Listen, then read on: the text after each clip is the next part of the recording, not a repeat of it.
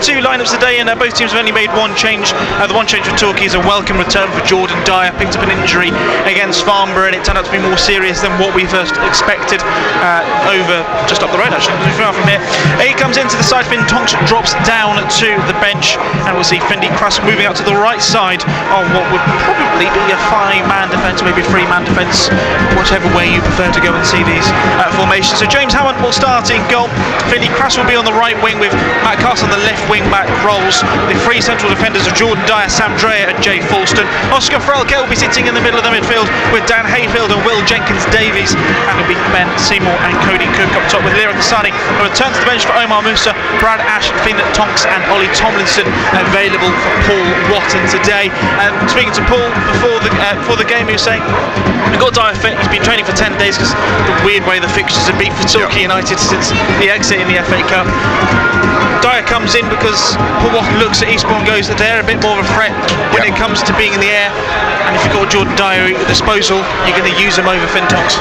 Well, this again, I had a little bit of a listen to Paul's pre-match press and talking about their physicality, the size of them, and you know he knows that himself. He was big centre half, and probably likes having that kind of security of that presence. But you know that amount of time they've had since the last game is probably just chomping at the bit to get out there. I know that they've got 2 games in short space of time, but to be honest, you don't want to be in the situation where you've got loads of games in hand and you need to get those points in, and more importantly, get the fixtures in. So yeah, I'm sure the team will be glad to get out there this afternoon, regardless of who he picks. But yeah, should have a good chance today. Did you ever have that period in your career where, as far as my time covering Torquay United, I've never known such a massive period of time where Torquay have just not had a game? And it seems weird because at this level, of course, you get games where they're called off because of the pitches and the weather and all those sort of things, but so earlier on in the season where you're going, this is Torquay's 3rd game in 30 days. Yeah, do you know what happened to Torquay when I was playing? It would have been back 2003-04, and it just seemed to rain. It was that winter where just the rain was torrential and so many games were called off, and it was quite a risk because you're dependent on the revenue from your home matches as much as anything, you know, so on the pitch and off the pitch it's a challenge. So yeah, I'm sure they'll be glad to get back home on Tuesday night, but a bit of a challenge here to get through first. It is. The two teams walking out to the tunnel towards the left of us here. It is an artificial surface here at Priory Lane, which is the first time Torquay United have played it in a league game. We won't talk about the last time they played on it this season, because that's the reason why Torquay United didn't have many games in the last 30 days or so. We'll go through the Eastbourne Borough lineup as well. There's good news for those of you who watched the National League South quite closely for Torquay United. No Moussa Diarra today. He actually scored against Torquay United last season in the dark, but he is out today. Dan Quick has come in for the French centre half, so it'll be Joe Wright in between the sticks for the hosts. I believe it'll be a back 3 of Brad Barry, Dan Quick and Pierce Bird. It'll be David Cisse on the left wing with Dominic Adesanya on the left, Courtney Clark, Sean Williams, Michael Classen, three midfielders with George Alexander and Yaya Bamba, and Alexander the front 2. Isaac Pitapalado, Sia Linganza, Jaden Davis, Alfred Pavey and Braden Johnson are on the bench today for Eastbourne. But that side there, if you look at Eastbourne side, I think for Torquay, we saw Moussa Diarra last season at Devon scoring, but they also had George Alexander who scored that day, who started today for Eastbourne. So there is still threat in this Eastbourne side for Torquay to be wary of. Yeah, absolutely, and you know, they're the home side. Again, we're talking about playing on an artificial pitch. It's their home pitch, and they're used to playing here, and that can sometimes you can come unstuck against that, irrespective of Torquay. The fact that they train on one doesn't really matter too much, because the match day we've seen, you know, games at Worthing and other ones where the games have just gone away from them because the home team have had that little bit more. Here's Tunbridge Angels, so that was a tough one, wasn't it? Again, last 20 minutes, 30 minutes on these pitches, you can really get found out. Can easily be done so. And for those who are superstitious, a bit like myself, you'll be glad to know it is the yellow and blue shirts today, not the dreaded palm kit as it's sort of being shown as by some fans at the minute, because Torquay have yet to go win in the palm tree shirt. How lovely it is though. They've not won it, so I think there is a blessed relief that it is the yellow shirts with the blue hoops. A lovely looking retro kit, that one. I know we spoke about kits before in the past at Torquay. That's another nice one, isn't it? They've been blessed with some beautiful kits, having a manufacturer in the local area that seems to be quite supportive of giving them kind of unique designs. It's been a good spell. Just going through the normal pre-match rituals of photo with the referees and the two captains, as well as the Eastbourne Borough mascot. It is Oscar Fralkeld donning the captain's armband, the skies blue coin toss being done. It's sort of a weird one where some grounds in this league where you've got a bit of a slope, Chippenham really comes into mind, where I think one corner of the flag is 6 foot higher than the other one. But with artificial pitches, it's a bit of the funny one. It's kind of going, well, the pitch realistically should be the same all across. Does a toss really matter too much in these sorts of... Well, that's it. It always depends on if you shoot towards your own fans, but in these grounds which are open, you can kind of move wherever they want. So as we're looking at it, the Torquay fans have pitched up directly opposite us, haven't they? And they've come in good numbers again, Harry. So yeah, it'll be a very mixed atmosphere. It won't feel like a home game on the stands, that's for sure. Yeah, there's been a few games like that where Torquay have felt, players have felt they've gone away and they felt they've actually been playing in a sort of home atmosphere, home away from home really. Some attendances, 1,500 at Cheshire on Bank Holiday Monday. Last time the girls, well, I'm going to say last time I seen the girls pick up 3 points in the travel scores, there was the victory over Hampton Richmond Borough in the last game for the girls, and we're just waiting for all the orders to be in place. The referee, Tom Ellsmore, just making sure he's happy, just making sure that Joe Wright is there ready, making sure that he's happy with his goal lines. This is the 3 o'clock football fix for BBC Radio Devon Sport this afternoon. Exeter beating Shrewsbury the other night as United get the game underway. Yellow shirts and blue hoops, blue shorts and left, yellow socks, shooting from right to left as I look at it as Jordan Dyer's first touch of the ball goes out for a throw. Eastbourne Borough in their patterned white and red shirts, red shorts, socks. They will be shooting down to the right, nearer towards where the car park is. If you've been to Priory Lane before, just playing the ball around the back. There's a bit of pressure there from Cook. He tried to be flicked on by Bamber, won by Fulston. Look to send it back over the top. Seymour tries to bring it down. Jenkins Davis tries to poke it through. Is eventually cleared away by Bird. Fulston tries to bring it down in front of the two dugouts, and it will be a throw-on for Eastbourne Borough. The earlier games today, BBC Radio Devon, Cardiff City 5, 10-man Argyle 0 was the scoreline of the Welsh capital. Keeping up to date with Tivy Parkway with their games as well. Tiverton having Asa Hall as the temporary manager today after the departure of Lee Robinson and Ben Gehring. There's another throw out on this time on the far side for the girls to take, just underneath the tower. When filming, when you watch the highlights back, you'll be seeing the pictures from minutes. Yellow Army just sits opposite to where we are above the ducks. Hayfield tries to play it down, he's closed down by Clark. It will be a throw for United again on the far side, which Fulston right back towards Fralkeld. He tries to switch it across, down though by Odesanya.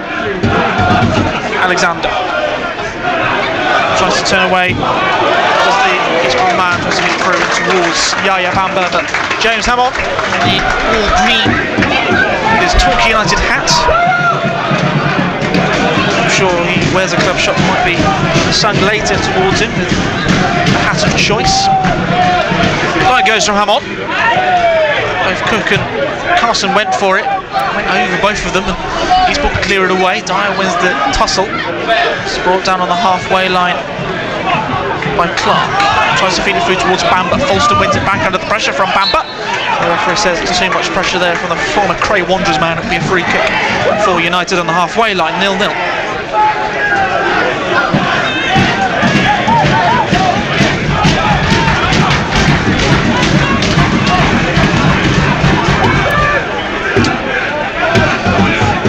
Hayfield. The kick was taken short. Back towards Dyer. Sends it over the top looking for Seymour. Flag stays down against the United number 9, Hayfield.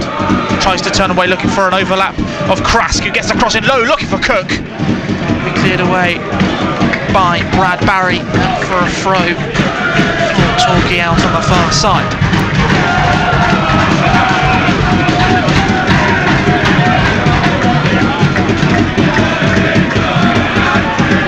Hayfield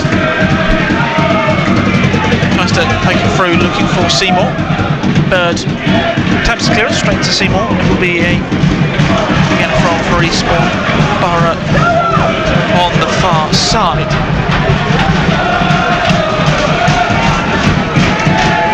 Sun shining down on Priory Lane.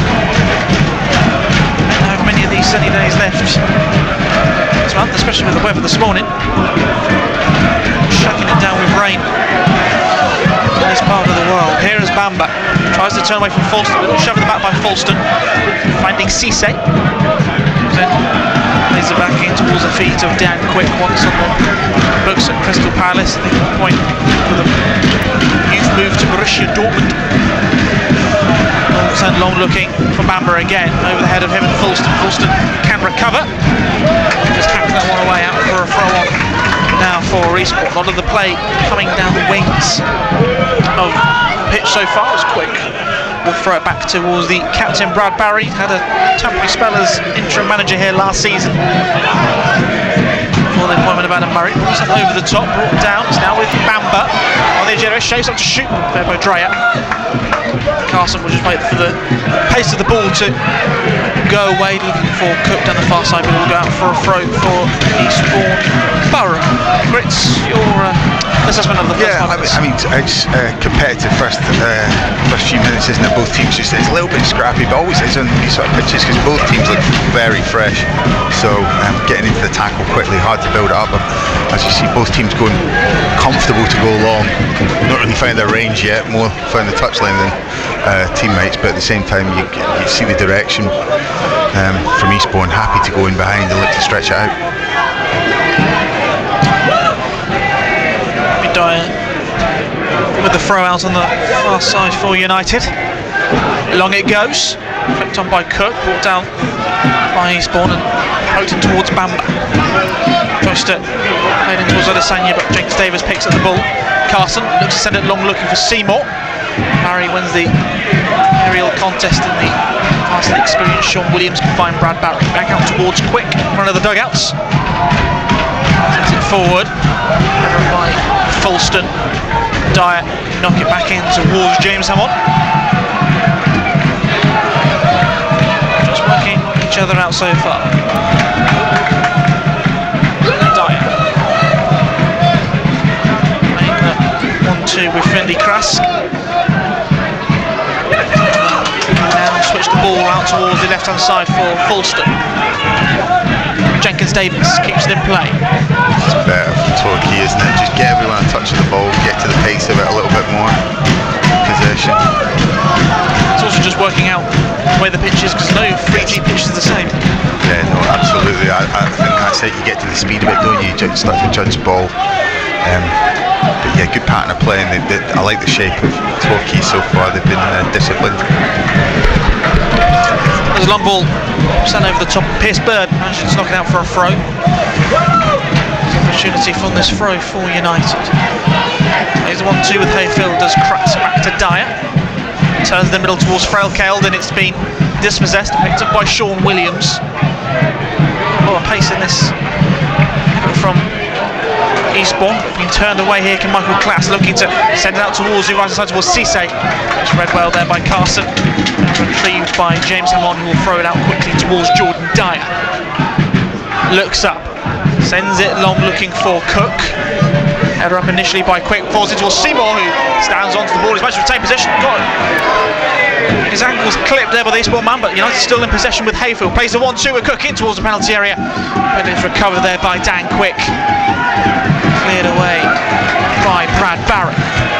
Dreyer wins the header then there was a great opportunity there for United, but unfortunately for Ben Seymour, he more or less stood on the ball. It was a good passage of play, wasn't it? Torquay getting forward there, Cody Cook just trying to turn his man, but come up against it a little bit. But you feel that Torquay keep asking those questions that want to roll for them and then get a good clear shot at goal. Eastbourne back on the ball. 8 minutes into this one, no goals at all in the National League South to report on. Thank you for spending your afternoon with us today. Ball sent long. It's off the back there off the Eastbourne man, and the referee adjudicating a foul there. I'm not quite sure what for, but I don't think anybody in the yellow persuasion is going to complain. Here's Fulston. Sends this one full. Cook. Basically manhandled by Quick. Eastbourne can send it away, and it's out for a throw forward. Jay Fulston in front of Paul Watton.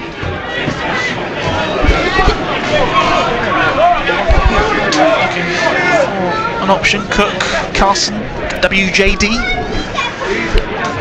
All brought down by Cook, bouncing. Can he get a hold of it? He can do on the volley. And over the bar by Cody Cook, and the first shot of anger from Torquay goes over 0-0. Yeah, Cody's going to have to be patient up there. I think today he's up against physical centre halves that are going to match him in that department, but I feel on this pitch you just hang in there. Wait for your opportunities, they're going to come. Tiverton 1, Sholing 0. Parkway are away at Chertsey, just off the M25. Ball sent long by Eastbourne. That'll be easily cleaned by James Hammond, who balls like that happen all day. I think James Hammond will be relatively pleased. Fulston sends it long over the top. Barry bring it down. Williams carries the ball over towards Bird. Back to Joe Wright and the Eastbourne Borough goal. Looking up to Barry, just swinging out towards Dominic Wadasanya. United back in possession of Cook, looking for an option, was hoping for an overlapping run, but he's going to have to make it himself. Turns back in towards the half of Hayfield. Here's Frelke. Looks up and switches play out towards the left hand side and finds Carson. Sends it in towards Jenkins Davis. Not a lot of pace in that one for Jenkins Davis to run away with it, but looks to get the cross in. Blocked there by Lasagna. He will clear it away for Eastbourne. Ball down by Dreyer, comfortably looking for Frelke. Who'll carry it over towards Dyer on the halfway line.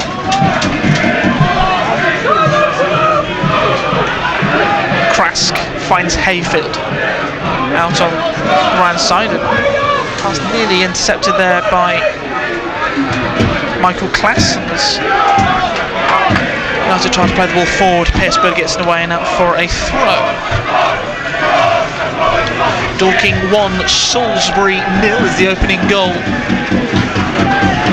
in the National League South this afternoon. Seymour goes down. Referee not interested in the slightest. He's trying to break away. Ball out towards David Cisse.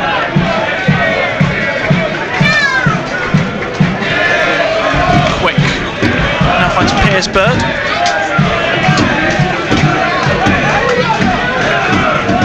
Barry. This ball just hanging around the back at the moment with Cisse.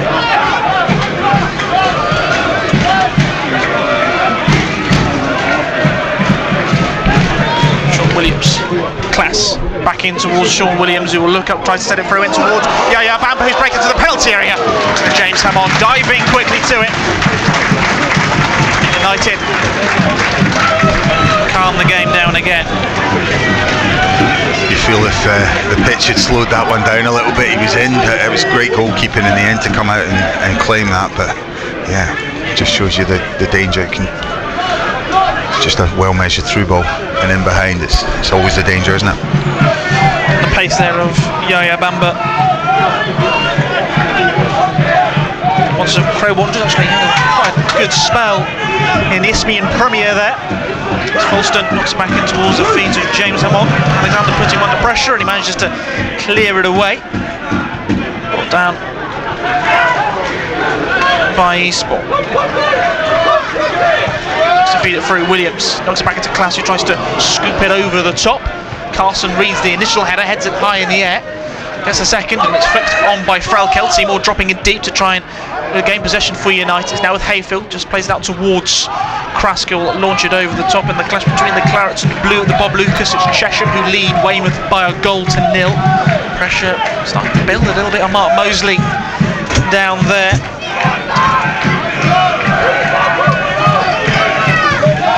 Here's Sean Williams. Looks up under pressure from Jenkins Davis, plays it towards Cisse on the right hand side. Scoops the ball in deep. And into a part of the penalty area where nobody is apart from Finley. Kraska clears the way for a throw from Chelmsford 0, Farnborough 1.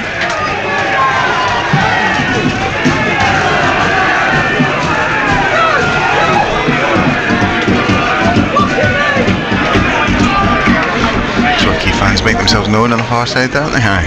They are. Devon's picking that up. They always do. Yeah.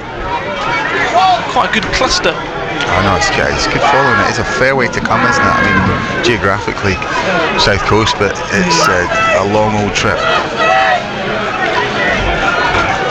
It's a throw now for Eastbourne. They're going to have a long one to send in towards the mixer. The referee not happy with motion in the area.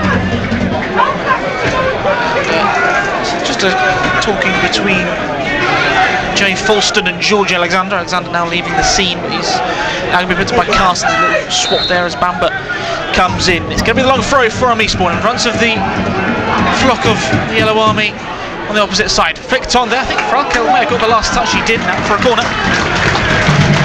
It's difficult from here in the stand to see what effect the sun's having, but you're absolutely right when you were saying in the pre-match stuff, Harry, it's very low, isn't it? So it's coming into the eyes of the Torquay players. They just need to be able to ride this one out. Equally, it might be challenging for Eastbourne's second half. Normally around 6:15 in a minute. In comes a corner. It's an in swinger looking there for Adesanya. So initial header blocked by Carson. Carson managed to recover. Can he clear it away? He does do. Only a spot there is Williams, who looks up, dinks the ball in towards the penalty area. Header up there by Frelkeld. Brought down on the volley, was sliced straight in by Bamba, cleared away. Back out towards Bamba. Here's it back out towards Bird. Gets across in the middle for Alexander, who pokes it in at the near post. But the referee has ruled it out. He's ruled there's been a push in the penalty area, and despite George Alexander thinking he's given Eastbourne the lead, the referee says there was a push and it remains 0-0. Well, it's a great ball in, regardless, wasn't it? That's a let off for Torquay. Great ball in from the left hand side, and Alexander's got it. It looked like he got across his man, and he was certainly in front of the keeper, so it was difficult to make out what the final touch was, whether it was what part of the body. I mean, it looked like a header, didn't it? But at the same time, whatever it was, it's a let off for Torquay United, and which was the danger of that quality ball into the box. Relief. Watson will hope to see that's any time that the ball lands in the Torquay net this afternoon. Slipped by Cisse, manages to head the ball, and Cook tries to poke it away, and now Torquay United can break that on the left hand side. Cook recovers well to Cisse, looks to feed it in towards Carson, but plays it straight to the feet of Cisse, who tries to cut back in. Ball eventually cleared away by Eastbourne, only as far as Frelkeld, who plays it across towards Jordan Dyer.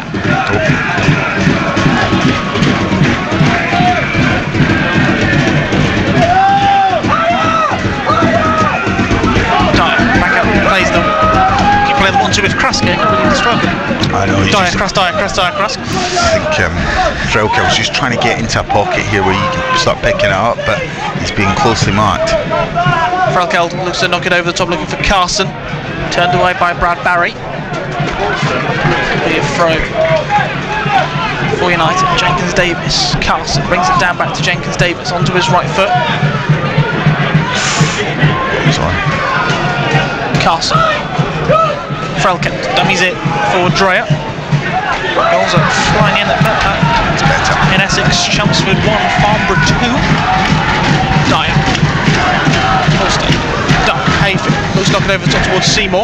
Gets in front of Pierce Bird and can bring it down. Scoops it back in towards the path of Hayfield. Tries to get a shot away. Does Hayfield? Is hooked away by an Eastbourne man, and Torquay United have themselves a corner. 18 minutes gone on BBC Radio Devon Sport. Eastbourne Borough 0, Torquay United 0. Nice build up there from Torquay, wasn't it? That patience, extra pass, finding the feet, and they've got him behind here. Let's see what they can do from this corner. Short one. Short out towards Hayfield in the edge area, goes to take the low drive, it's blocked, falls back out towards Crusk, who sends this one in deep, cleared away by Williams, back out towards Frail. Kelder goes to try and hit the foot straight through it, the flag goes up for offside. I think Torquay seem more content to try and play it around and be patient with it, so I think that could be a good long-term strategy in this game, because with the sun shining down and also just saving the legs and keeping the ball, once you get used to the pace of the ball, like we were saying on this pitch, your real advantage. Eastbourne going long and giving the ball back to Torquay can be self-defeating at some point, but we've seen how much of a threat it can also be. Crusk back to the feet of Jordan Dyer. Hayfield looks to knock it through in towards Cook, trying to put the pressure there on to Brad Barry, and out for a goal kick for Eastbourne. It's been opening 20 minutes. How do you feel your old teammate Cody Cook's faring? To be honest, he's just finding his feet. The problem is he's getting up too tight against big physical centre halves. He needs to come off and just drag them about a bit. He's looked to run them in behind a couple of times, and the ball's just not quite arrived. But I think as the game opens out, it will suit him. He just needs to kind of try and get away from pinning up against one of these centre halves, because that's exactly what they want him to do. Now goes from right, goal kick. Dreyer wins the initial header, brought down by Odesanya. It's cleared away by Dreyer for a throw on the far side. Tonbridge have just taken the lead against Worthing. Too far a track. Of course, Worthing visit Playmore on Tuesday nights. You can listen to that one with Jed Penberville alongside Dave Thomas of the Torquay Weekly. Head injury between Bamber and Carson. Yeah. The referee come over to judge the situation. You saw it better than I did there. Yeah, I think just a clash. He says he's got caught in the head, but yeah, he's back up on his feet. I don't think it was anything intentional with the arm. If he's caught him with it, it's more just a clash. Murray just having a quick catch up with his players. Felt that might have been a bit of a longer pause in the game than what we thought. Which I think the Eastbourne manager had the ball in his hand there. It's got a slight delay.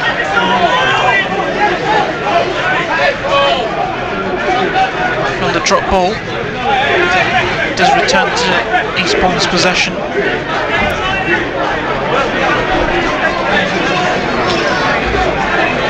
Just the discussion between Sean Williams, Cody Cook and the referee. It will be Sean Williams, you may recognise from his time at Millwall and Gillingham. Just the ball rolling back. Football action, of course, with Torquay playing Worthing on Tuesday night. Exeter City, they're at home. There's a late tackle comes in there. I'm going to see the first yellow card of the day go to Will Jenkins-Davis, catching the Eastbourne man late there. It was Adesanya who's actually caught. And the first yellow of the afternoon goes United's way.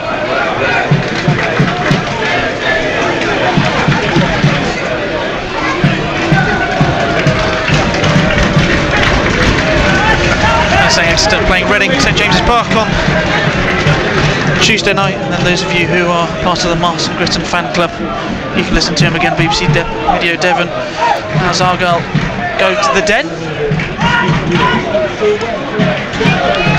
Without Ibrahim Sissoko. The red card picked up in the earlier sporting delights this afternoon, BBC Radio Devon Sport. 14 fits a minute, currently goalless. Chiefs women also in action today. You can listen to that one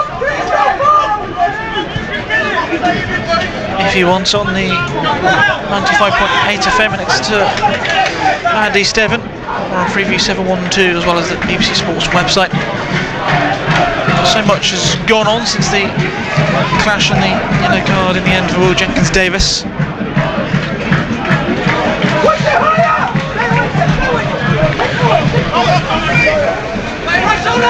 Barry sends it forward, knocked down by Falston, who chests that one down.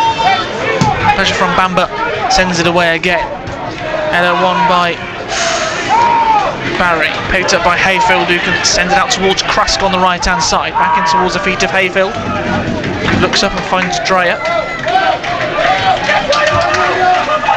Falston. Sam Dreyer again. Here's Hammond. Forward it goes from the United keeper. Great Cook header. flicks on, looking for Seymour.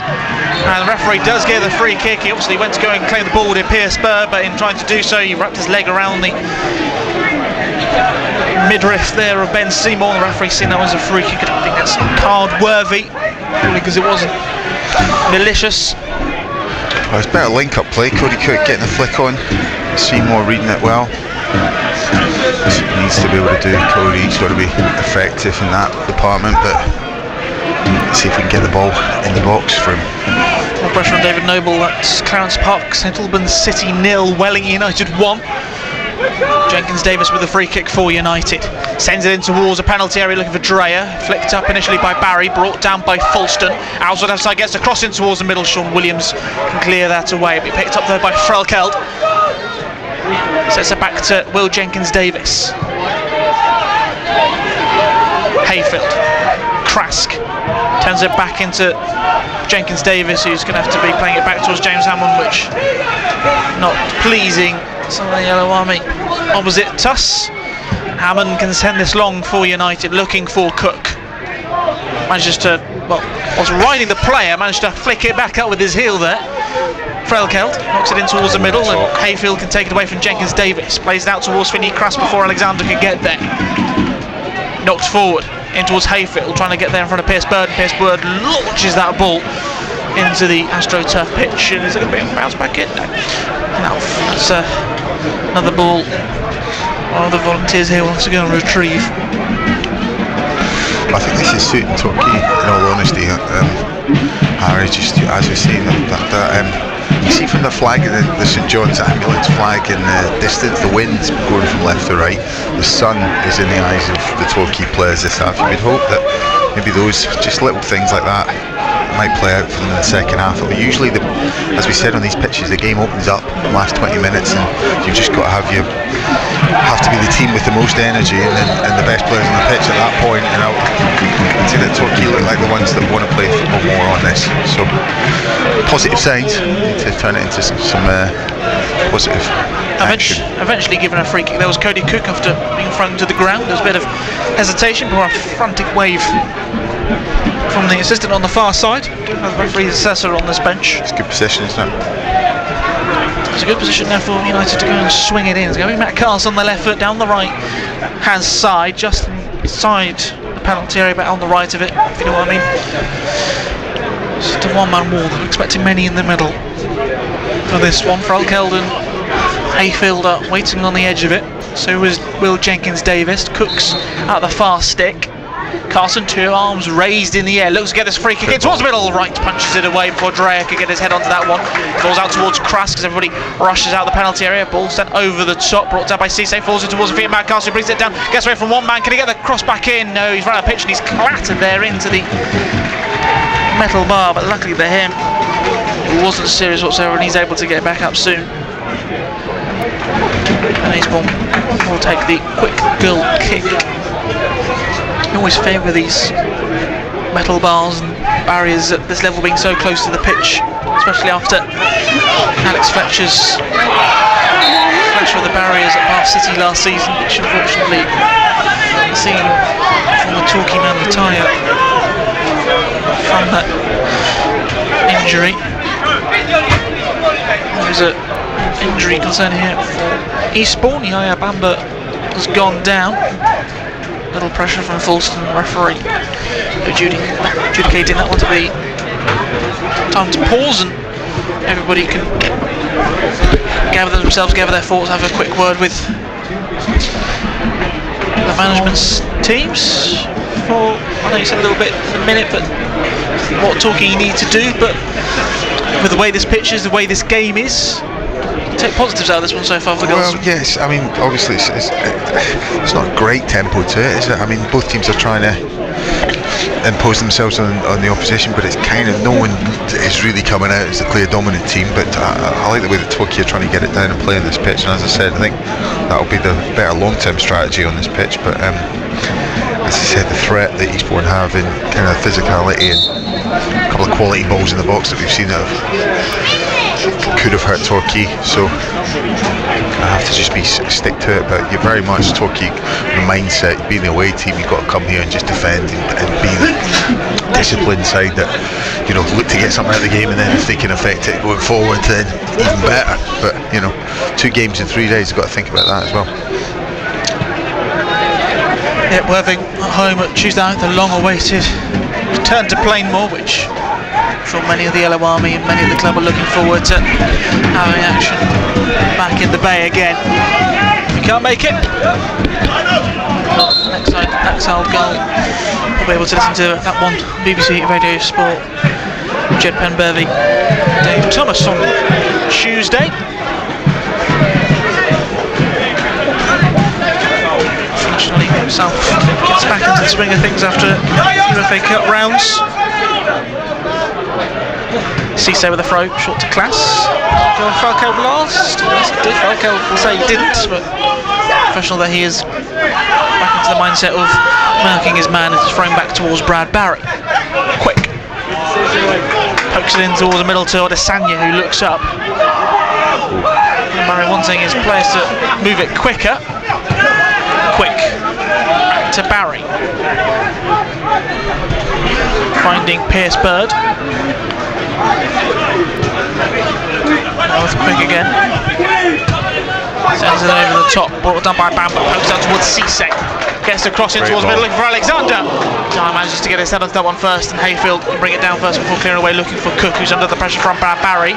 Goes down, referee saying it's a fair tussle between the two, and Eastbourne can carry away with Bird. Out towards the left-hand side to Courtney Clark, who takes on Finley Krask on towards his right foot. Tries to get on towards his left foot, still under the pressure from Hayfield, and Krask turns it, and turns again. Still trying to get away as Courtney Clark under the pressure, and the end that's Dan Hayfield manages to poke it out for a throw, which will leave for Pierce Bird, who seems to have a bit of a long throw on him now. United got to be careful, because it was a phase of attack started from a long throw. George Alexander's goal was ruled out for a foul on the 16th minute. So on that same side again for Pierce Bird to go and launch this one into the penalty area. Just over half an hour gone, remains goalless so far. In it comes from Bird, launches it in towards the penalty area. Cleared away there by Krask. Cisse carries it away from Carson into the corner. Carson rejoins him, manages to block the cross, and it will be a corner for Eastbourne. I think it's a throw. It's right in the corner. Yeah, it's just bounced kindly, but I think again, long throw coming in. Might feel like a corner. Pierce Bird, who's playing on the left of the back three, will move out towards the right side for the long throw again. Every man, apart from the goalkeeper, is effectively penalty area, apart from William Cisse. It's Courtney Clark as well. Pierce Bird to launch this one in for Eastbourne.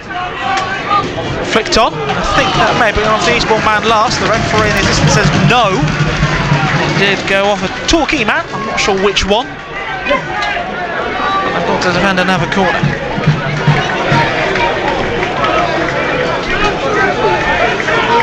I think it's Pierce Bird who's going to take this corner as well. I was thinking about being the short option.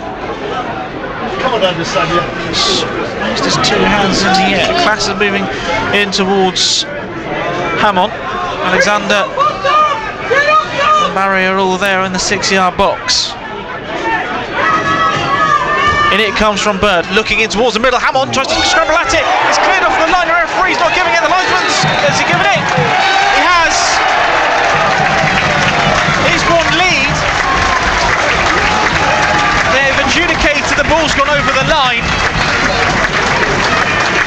a goal ruled out for a foul earlier on, but they do have the lead.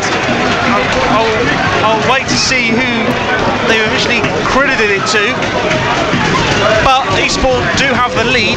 It went over the line. The officials say it did. The Torquay players will protest it didn't, but the fact is Eastbourne Borough are leading by a goal to nil. Well, there's not too much protestation from the Torquay team. I've got a sneaky suspicion that the linesman, considering how far he was away, if he's confident, then I would suggest that it probably is going in, but it's right at the back stick. Shows you the danger of the sun as well. The keeper got completely lost in that ball into the back stick. It was like kind of an outswinger, but it hit the back stick and hung in the air. And again, that wind might have played a factor, but it was the players seemed to be just helping it back into the area, and it's clearly crossed the line and then got cleared by the Torquay player just a bit too late. So frustrating timing as well. That's after being so disciplined at the back, but that's the chance you get. You give away those set pieces. We've seen Eastbourne deliver some great crosses and good balls in the box, so again, Torquay just falling foul of that.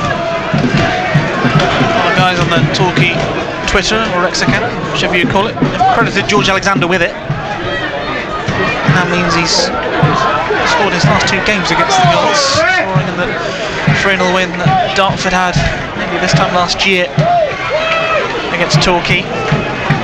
Ironically, Torquay played Worthing the game after, I think. No, it wasn't. No, ignore me on that fact. Ball sent long. Fulston brings it down. Frelkel carries it over. Here's Cook. Pressure there from Odesanya. Odesanya wins the ball. Looks to poke it through. One back there by Jordan Dyer. Yeah. Jenkins Davis tries to play it through in towards Carson. Cleared away by Brad Barry. I think this is my sort of concern with Torquay playing a back 5, is when you've got your wingers being your wing backs. At times you look at the midfield man, he's waiting for the overlap, but then you're going to go, well, if you had a winger already there, you wouldn't be able to worry where your wing back is. You're going to sacrifice, aren't you? If they're going to play that way and try and have the deeper man, and you look to try and play it through the middle, so when Frelko gets the ball, it slows it down a little bit, allowing players to get up and around. But when you're under the cosh, as they are, it means it's difficult to get forward. Carson back to Fulston. Carson looking up. Plays it out towards Jenkins Davis on the edge of the area. Tries to poke it out towards Hayfield. He normally scores from here. Plays it now out towards Cruss. Gets a low cross in. Cruss with the score to make it 1-1. A fantastic finish from him. He's had such a tough time with injury in the last year.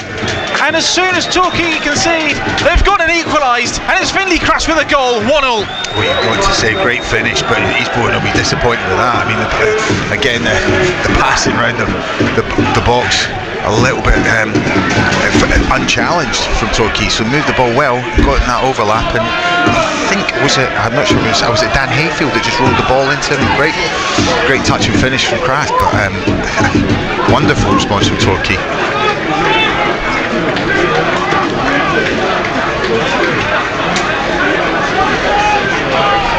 Not many Torquay sides in the past would have recovered that quickly on the travels. I don't think we've seen Torquay equalise so quickly after going behind in a while. Ball launched up in the air from the kick-off, and Hammond drops the ball initially. Bamber couldn't control his touch, and luckily for James Hammond, Will Jenkins Davis there to recover the ball and see what can bring it down. Throw on for Eastbourne. Sends it long. One header, one by Carson. He was squinting at that one, didn't know where that was going. It's thrown out for Cisse.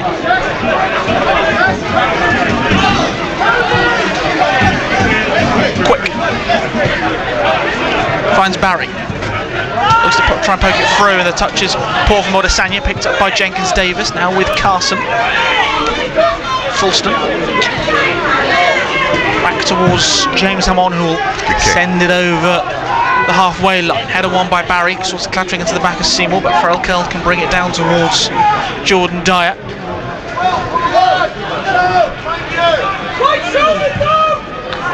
Forward goes by Dyer. Flicked on. It's taken away from Seymour there by Pierce Bird. And Cody Cook just exchanging a few words. The ball sent over top towards Yaya Bamba. The referee says that is... Well, the flag went up, went straight to Hammond, so advantage. Fulston driving forward, under pressure from Bamba. Finds Carson, cuts in towards the middle, looks up and finds Hayfield. He's got Dyer in support on the overlap on his right. He's got Krask in that area waiting as well, but finds the former. In it comes from Hayfield, scoops it in deep, all the way towards Cisse, who will, under the pressure from Carson, shield it for a goal kick. 6 minutes until half-time. Eastbourne 1, Torquay 1 on BBC Radio Devon Sport. Yeah, I think you pointed out Cody Cook getting just again a little altercation on the centre half. It's getting pulled into kind of a physical battle with them, and it's putting him off his own game a little bit here. Yeah, Cody needs to focus on just trying to get him behind, just try and play his own game, not be put off. But there are 3 big lads back for Eastbourne that are marshalling that defence well, so he's not going to get much change out of them, but he's got to stick to his game. Referee now holding up the game as Michael Klaas feeling the back of his head after a little collision there with Oscar Frelkeld. It was a fair tussle for the ball in the air. Klaas just wanted to regain himself for continuing on. Referee happy. Just have a drop ball. James Hammond will get there. Worthing 1, Tunbridge 1. Is the latest score. National League South as our sides in the Southern Premier at the moment. Tiverton 2, Sholing 1, Parkway leading 2-0 away at Chertsey. So our 2 sides in the Southern Premier South Division who've had tough starts to their season, both currently ahead in their games. The ball trying to pick poke through towards Hayfield by Carson. Piercebird comes across the cleared away for a throw for the goals, where no Dean Moxie available to go and launch in towards the area, but short from Carson. Block there off the number 40, David Cisse. Torquay United have themselves a corner on this near side, which Will Jenkins-Davis will look to go and take, who's maybe going short there to Carson, but eventually will send this one in. Will Jenkins-Davis. 2 hands raised in the air by the Argyle loanee. Lofts it in deep, cleared away though by Piercebird. Cleared further by Dan Quick. Here's Krask. Frelkeld. Back in towards Krask. Carson. Fulston. Looks in towards Seymour. Turns away from his man. On the left hand side of the penalty area, Seymour. Plenty gathering in the middle. Sends it in. Jenkins-Davis with the initial flick up. Cleared away there by Cisse. Klaas can get a hold of it. Launches it forward looking for George Alexander. He's overran that one, and Dreyer reads the ball well with the bounce of the artificial pitch and can find Jordan Dyer. 5 minutes until half time here on BBC Radio Devon Sport. Eastbourne Borough 1, Torquay United 1. Frelkeld. Dreyer. Now finds Fulston. Back in towards Vitasam Dreyer. Frelkeld. Looking up out towards the right hand side with Dyer. Hayfield. Block there by Sean Williams. United have another throw here with Krask.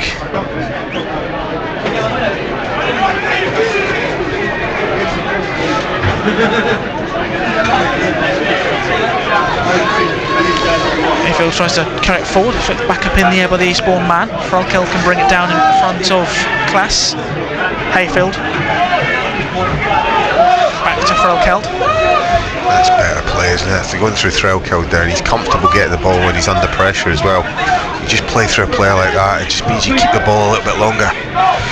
Dreyer sends it over the top, cleared away by Barry. Header up by Oscar Frelkeld.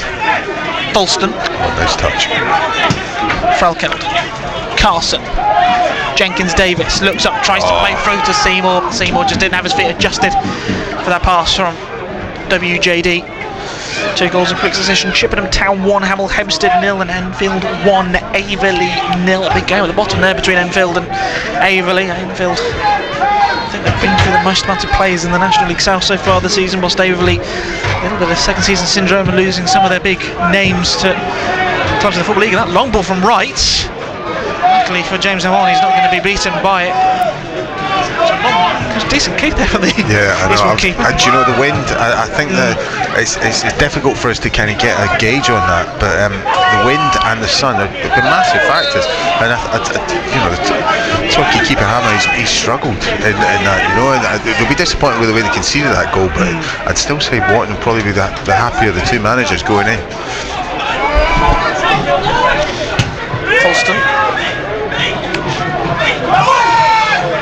Seymour out for a throw for Eastbourne. It's now actually been accredited by the rest of the members of the matchday press, saying that George Alexander will be given the goal for Eastbourne. Maidstone 1, Slough 0 at the Gallagher. Continue to keep you up to date with the rest of the National League South as well. Ball forward. Bamber dummies it, looking for Alexander. His touch is heavy. That will be a throw for Torquay. Jay Falston will come over it to take.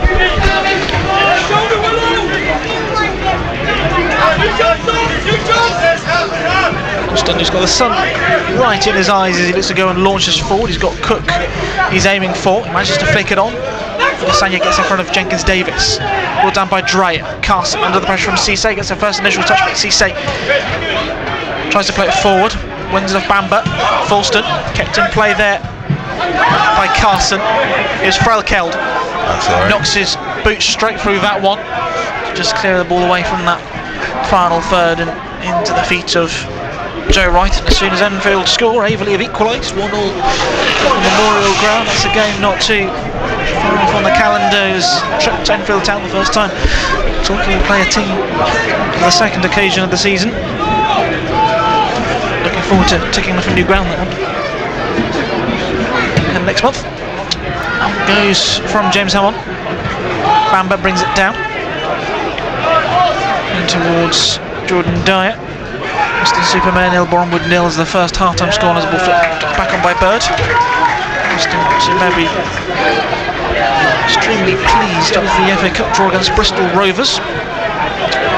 As the fourth official indicates 3 minutes to be added on to the end of this first half, where it's 1 each in this game.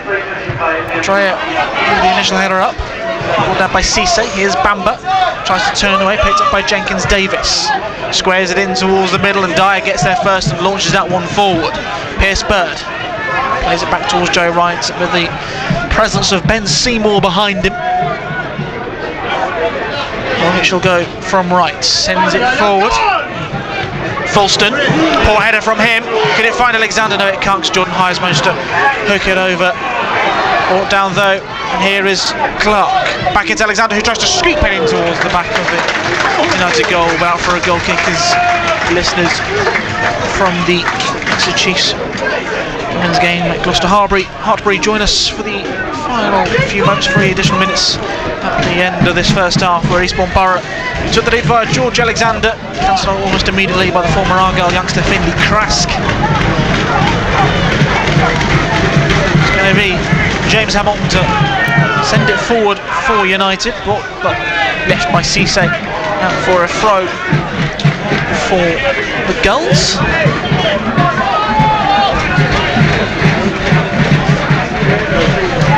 Barry across towards Bird. We'll go and look at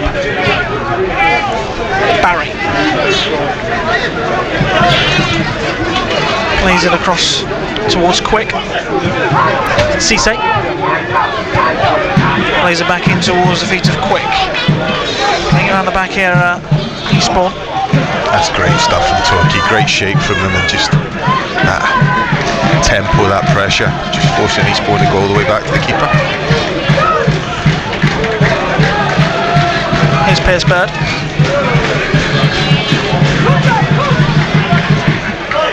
Still keeping it round the back here. Eastbourne. Let's see if they can play it forward. Quick does. Maybe a bit too quickly for the likings of the Eastbourne strikers. Into the feet of James Hammond as the half-time whistles down the country. Premier League all the way down to the lower leagues are being blown. Long forward it goes by Hammond.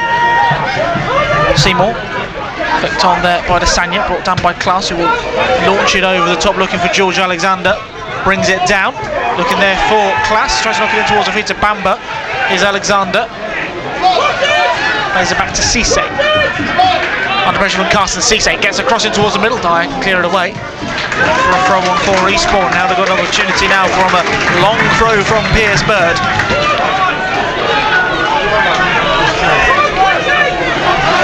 It's caused problems today. Yeah, this is the last action of the half, I would imagine, Harry, but yeah, this is where Torquay have fallen foul so far in this first half. One ball's into the box in that sun, the keeper's eyes. Need to be disciplined, yep. And it comes from Piers Bird. In towards the mixer, flicked over the near post, Drake gets it onto that one. Hammond claims the ball, and the referee blows the half-time whistle. Eastbourne Borough 1, Torquay United 1 at the end of this first half. George Alexander initially happy with his first goal,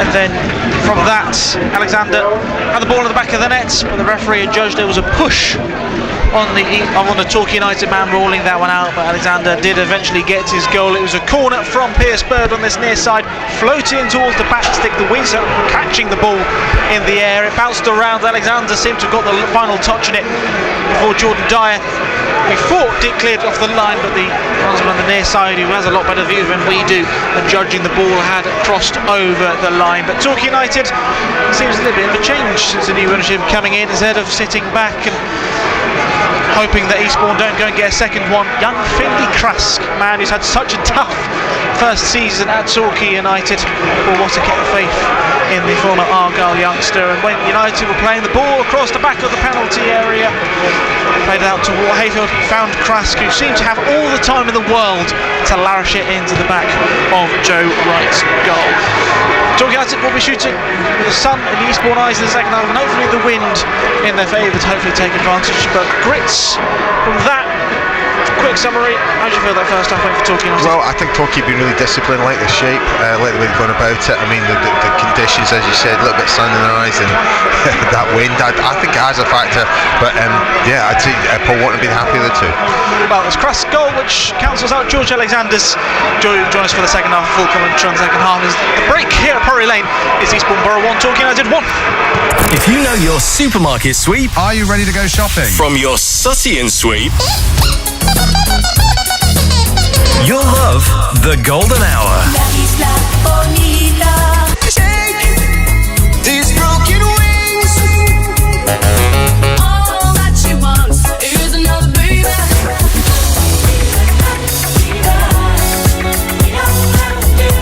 The Golden Hour. Weekdays at 1. BBC Radio Devon. BBC Radio Devon. Sport. With James Vickery. That's the half-time situation then for Torquay United away against Eastbourne Borough. We'll be back with second half commentary of that game at around 4 o'clock this afternoon.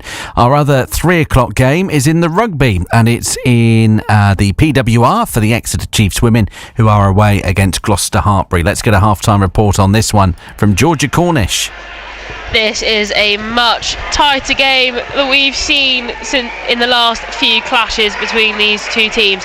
At the halfway point, it is Gloucester Hartpury 15, Exeter Chiefs 14. Emma Singh of Gloucester Hartpury drew that first blood with putting 5 points on the board, but there was no conversion to be seen.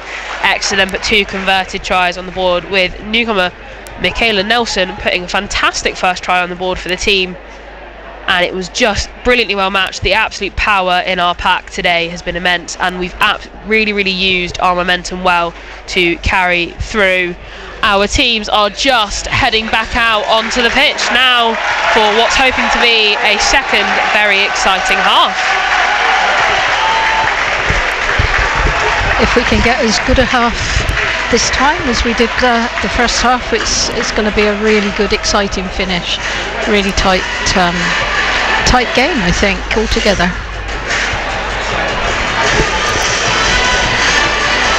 Just not sure which way the wind's blowing. It looks as if it's from the flags, it's going across the pitch from the angle that we're looking at them. Sun still might be a little bit of a problem, but that will be in Gloucester's eyes. OK, and if you want to listen to second half commentary of Chiefs women away against Gloucester Hartpury. That's live on BBC Radio Devon, 95.8 FM in Exeter and East Devon, 103.4 FM across the county, and also on Freeview Channel 712 on BBC Radio Devon Sport. Here, though, let's just recap what's been going on in terms of the latest scores from around the country. In the 3 o'clock games in the Premier League, it's Fulham 1, Aston Villa 1, Manchester United 0, Brentford 1, Newcastle United 0, Brighton and Hove Albion 1, Southampton 2, Leicester City 0 and Ipswich 0, Everton 1. In the Championship, we'll talk more about Argyle's thrashing away against Cardiff City. 5-0 Argyle lost away in South Wales earlier. We'll talk more about that in a minute. Luton 3, Watford 0, that's the full-time. Oxford 1, West Brom 1, Preston North End 1, Coventry 0. Those are all full-time scores. In the 3 o'clock games, Blackburn Rovers 1, Swansea City 0, Middlesbrough 0, Bristol City 2, Millwall against Derby County is goalless, Queen's Park Rangers 1, Portsmouth 1, Sheffield Wednesday 0, Burnley 1, Stoke City 1, Norwich City 1. In League 1 today, Reading 4, Crawley 1, Wycombe Wanderers 3, Peterborough United 1 and Blackpool 0, Barnsley 1. Sorry, those top two full-time. Blackpool 0, Barnsley 1 is half-time. Bolton 0, Burton 0, Cambridge 2, Wigan Athletic 0. Could be on course for their first win of the season, Cambridge United. Charlton Athletic 0, Stockport County 1, Huddersfield 2, Bristol Rovers 0. Lincoln City against Birmingham City, 1-1 in that match there at Sincil Bank. Mansfield 0, Stevenage 1, Northampton 0, Leyton Orient 0, Rotherham 0, Wrexham 1. League 2, Accrington 1, Barrow 0, Bradford City 2, Gillingham 1, Bromley against Tranmere Rovers goalless, Carlisle United 1, Harrogate Town 1, Colchester United 1, Cheltenham Town 2, Crewe Alexandra 1, Salford City 1, Grimsby 0, Walsall 0, Morecambe 1, MK Dons 2, Notts County against Wimbledon, no goals there at Meadow Lane. Port Vale 1, Fleetwood Town 1 and Swindon 0, Doncaster Rovers 0. National League South scores to tell you about then at half-time. It is Chelmsford City 1, Farnborough 2, Gibbenham 1, Hemel Hempstead Town 0, Dorking Wanderers 1, Salisbury 0, Eastbourne 1, Torquay 1 as we know, Enfield 1, Averley 1, Hornchurch against Bath City is goalless, Maidstone United 1, Slough Town 0, St Albans 0, Welling 1, Truro City 0, Hampton and Richmond 0. No goals in Somerset, Weston-super-Mare against Boreham Wood. That is also goalless in that match there. In Dorset, Weymouth 0, Chesham United 1 and Worthing 1, Tonbridge Angels 1. So that's what's happening in National League South. Torquay, of course, second half to come for them soon on BBC Radio Devon. And we'll be back with our commentary team for you at Priory Lane very soon. Also today, keeping an eye on what's been going on in the FA Vars first round. We're in East Devon at Manston Lane. Sidmouth Town against Barnstable Town. Peter Smith. Half time at Manston Lane. It's Sidmouth Town 1, Barnstable Town 1. Sidmouth took the lead on the 8th minute after a good spell of pressure. The ball played into a packed penalty area. Craig Veal swiveled and shot. His right foot effort touched in by Corey Rogers for the first goal of the game. Barnstable should have equalised shortly after with Josh Parry's run down the right, squared for Tommy Rogers, who just couldn't toe-end it in front of an open goal. But they did get their equaliser on 27. Matt Webb fouled Gabby Rogers on the exit of the box, and the striker fired it left-footed direct from the free kick into the corner of the net. Barham also had the ball in the net on 30 minutes. It was ruled out for offside. The header originally hit the post, but it was touched in from an offside position, and late on we also saw Tommy Rogers' header headed off the line by Nathan Cooper. End-to-end stuff here. You wouldn't be able to guess that they were actually a division apart. If it stays like this at 90 minutes, we'll have penalties as well. Great afternoon here at Manston Lane. Sidmouth 1, Barnstable 1. Oh, we love a penalty shootout, non-league penalty shootout here on BBC Radio Devon. Is it going to go that way? We'll find out later, and if it does, we might bring it to you live, depending on other situations on BBC Radio Devon about where we are and what we're doing. Right, later, I tell you what we are definitely doing later. We're going to be bringing you reaction to Plymouth Argyle's 5-0 away defeat against Cardiff City today. This is a really difficult match for Argyle. Cardiff, bottom of the table coming into today. Argyle, though, they just never really got going in the game. They had Ibrahim Sissoko sent off just before half-time, retaliating to a challenge that was made on him. And second half, it just went from bad to worse. Cardiff City 5, Plymouth Argyle 0. And later, we'll hear the extended thoughts of Wayne Rooney. But Just a little snippet of what he's got to say now. We have lost games, but we've been in the games. We've had good chances to take some out of them games. Where today we was never in the game really after they scored the first goal, and of course going to 10 men makes it a lot more difficult. But I think even before that, we were struggling to get any momentum from after the first goal and get any pattern to play. We weren't getting to the ball, so it was really disappointing day. Yeah, really disappointing, and we'll hear more from Wayne Rooney later. That result, from a Cardiff point of view, they've scored more goals today than they had in their previous 9 league games this season, just to put it in a bit more context for you. Really tough day. And another away day where Argyle just haven't managed to get over the line and find the victory. Right, it's 4 o'clock. This is BBC Radio Devon Sport. Let's talk about Exeter City now. And they had a really good result on Thursday night, 2-0 away against Shrewsbury Town. And it was Gary Caldwell's 100th match in charge. It was a winning one as well. And someone on the score sheet, it's a pretty good week actually, scored for Northern Ireland, his country, in the Nations League. Also scored for City on Thursday, the second goal for City. It's Josh McGuinness, and he was chatting to our commentator on the evening, Jim Dale. And listen, I've been in football a long time, been very fortunate and blessed to play in some fantastic teams. I've played in teams where I've been scoring and we haven't won. I've played in teams where I haven't been scoring and we've been winning. I think as mad as it might sound, I think the type of player I am, I can't just get my head wrapped around whether my performance is based off scoring or not. Strikers always want to score, but I think the type of player I have, I've got other things to bring to the team. So if I get too wrapped up in whether I scored or didn't, it'd probably take away from everything else. I'm always confident that I'm going to score goals, not just because of my own ability, but obviously the calibre of player that we have in the team.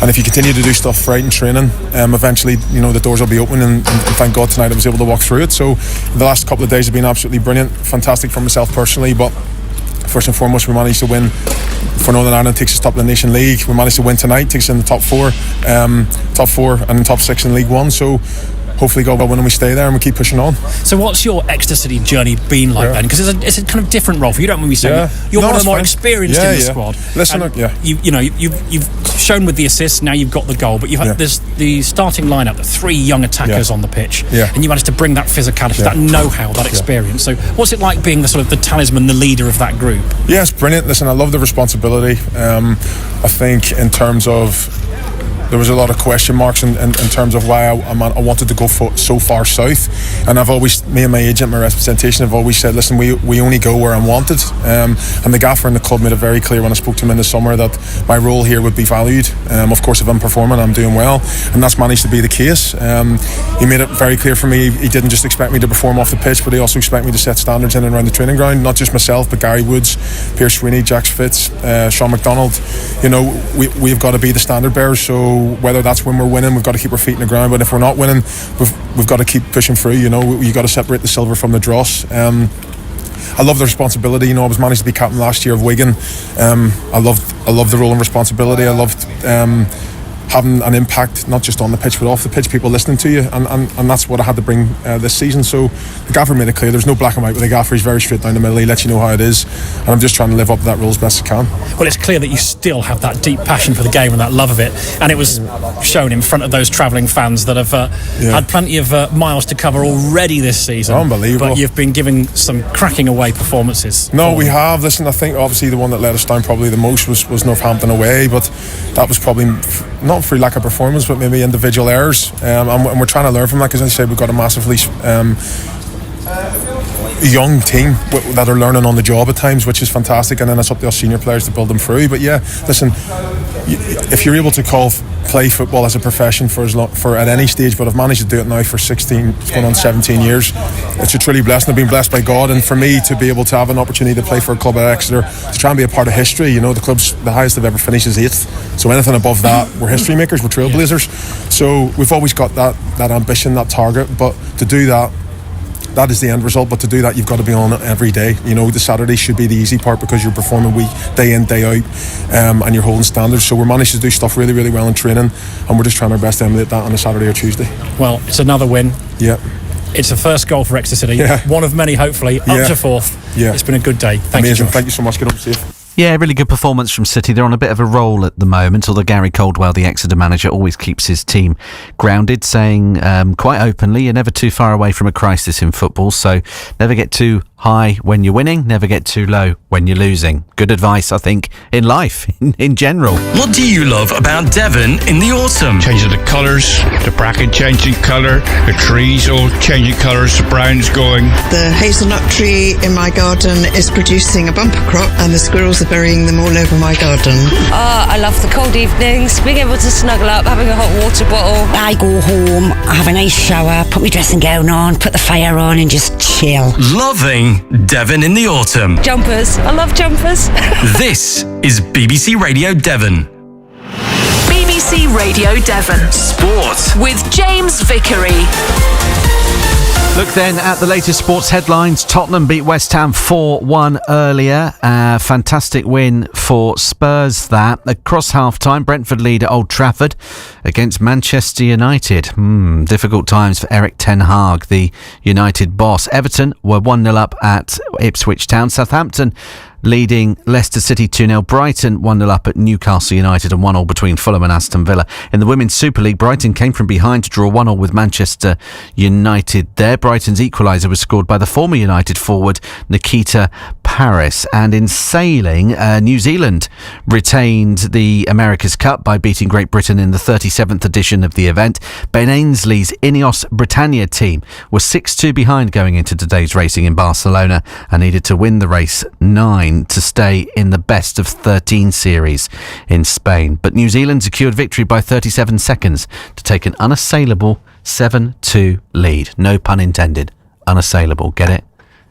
Sailing? There we go. We'll move on. Let's go back to the football. Second half of Torquay United. I can't believe I did that. Torquay United away against Eastbourne Borough. Let's go back to Martin Gritton and Harry Salvage for this one. Thank you so much. I'll try not to play any bad jokes, but Martin did say bird and foul in the first half, so we're nearly matching you there, James.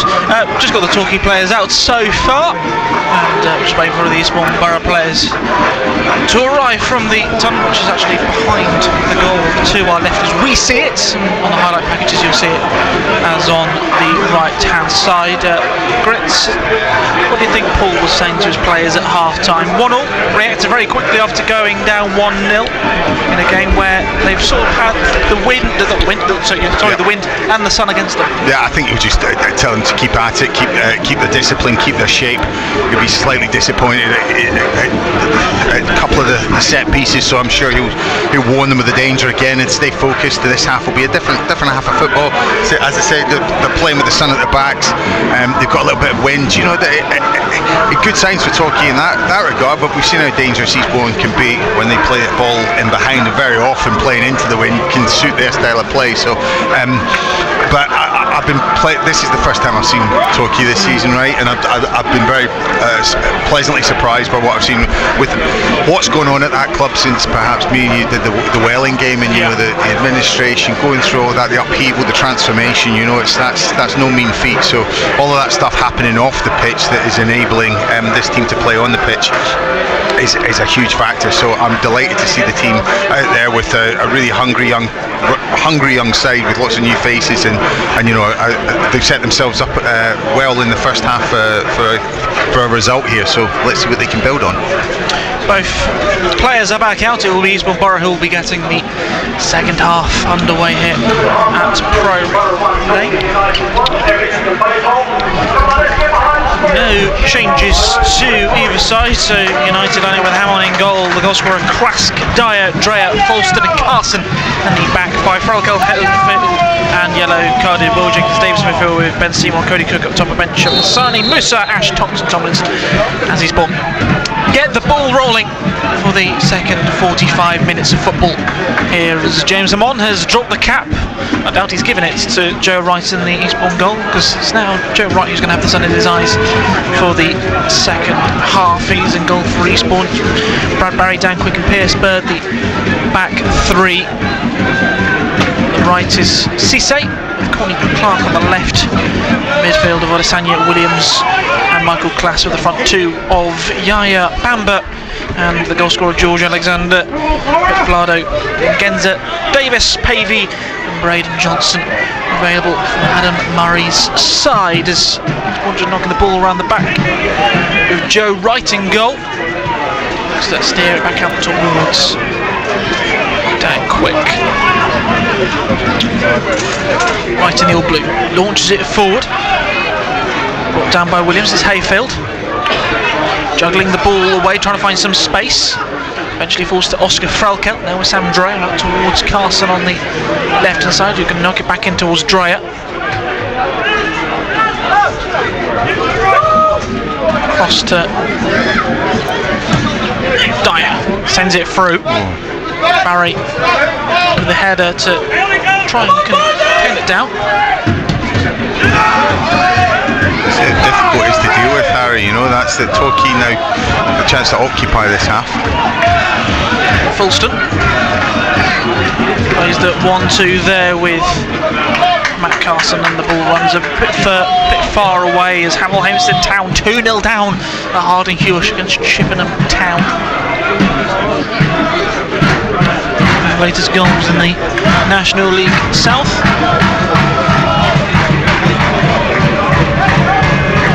Farnborough, I think they're 3 points clear at this rate. At the top of the table. Farnborough had a good start to the season, a little wobble, but they've managed to regain their composure. Still a long way to go in this league. Under a fourth of the way through. Quarter, should I say. Class with the header. The header from Dreyer, who can knock it back in towards the Eastbourne half, looking for Cook by Payman. Barry jumping for it too early, but Cook tries to bring it down. The referee says the foul against possibly Cook there. I genuinely think that was just trying to work out who went up for it there, but it was Seymour. I think just went up a little bit early and was on the back of the defender, but yeah, Cody Cook just settling in a little bit better this half. And it's very different when you're playing with the sun in your eyes, and for the defenders this half, Eastbourne defenders I should say, it's really challenging with the ball coming onto you like that. It shows you how well the Torquay team did in the first half. Here's Michael Glass. He's got the option on the left hand side here of Courtney Clark. Gets the cross in towards the middle. It's evaded George Alexander, not Sam Dre, who launched that one high up in the air and out for a corner for the hosts. Wow, it was a worrying one, wasn't it? It looked like it came in from the left unopposed into the 6-yard box. The goalkeeper, I'm wondering whether the keeper should have come for that, but they did well to deal with it. But again, another dangerous one in the box from Eastbourne.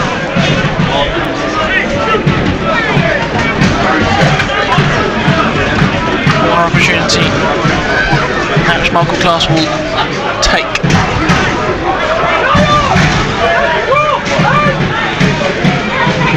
In towards the middle it goes. Hammond manages to punch that one away. Finds Cisse. Looks up, sends the ball in towards the middle. Header cleared away initially by Falston. Falls to Pierce Bird on the volley and slices that one well wide, now for a goal kick.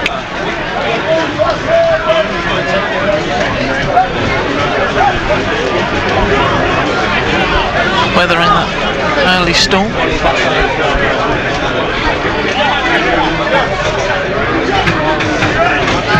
Goal kick from James Howard in the all green.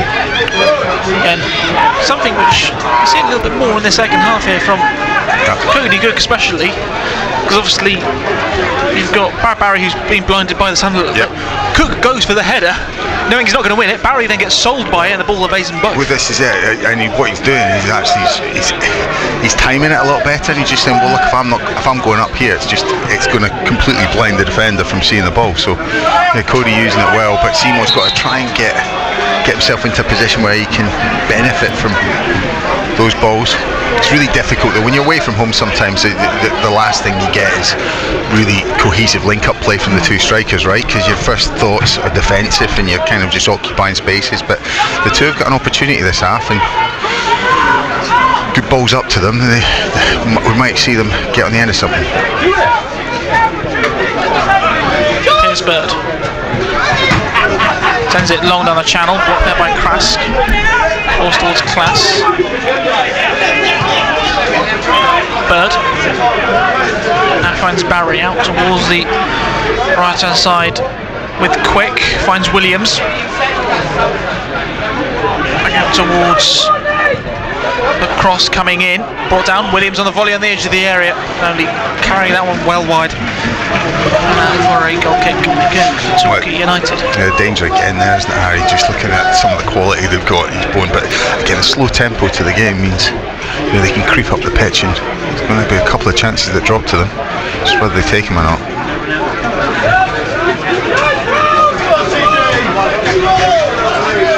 Kick from James Amon. Barry with the initial header up. Again, Cook trying to blindside Barry, really. He's doing a good job with it. Dreyer with the header to try and knock it down, and had to launch it forward himself to keep it in Torquay possession. Jenkins Davis tries to knock it towards Cook, played back in the middle by Bird. Brought down by Adesanya, who it's very loose football, but it's working here. Bamber drives on the volley, straight into the hands of James Hammond. The Torquay United goal, 1-all it remains. Yeah, that was better from Hammer, wasn't it? He had to hold that one. There's a couple of ones you wondered whether he wanted to come and take it. He's punched a couple, but that was a good take from him. Took the pressure off his back four for a bit. That goes from Hammond. Cook and Bird battling for it. The referee saying, well, you two battle between yourselves. I'm not worried about this battle here. Very equal. To the throw now with Finn Crask. Long it goes. Cook and Bird here are really having at it each other. A few exchange words, neither of them letting go of each other's shirt, and there's a bit of involvement here. They're trying to split each other up. Other players, they're clearly not getting along. Crask has pulled Bird out of the way. Wright's pulled Cook away from the scene.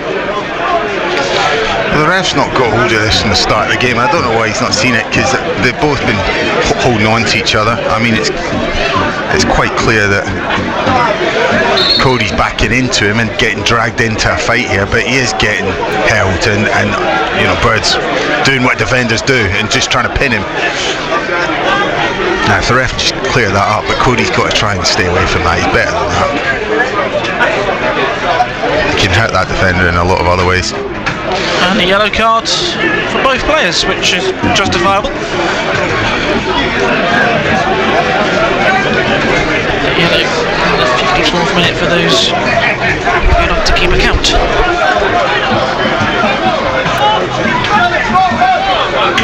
Another throw for Eastbourne.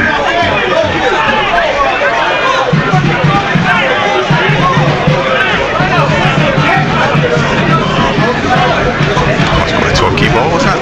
Yep. Bit of confusion here. Sorry, Oscar Falco is just still talking to the referee as he's making the notes in his book. And it's going to be a throw here for Eastbourne.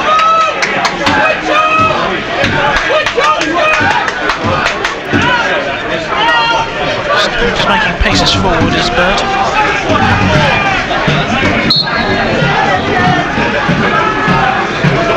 But where's he taking that from?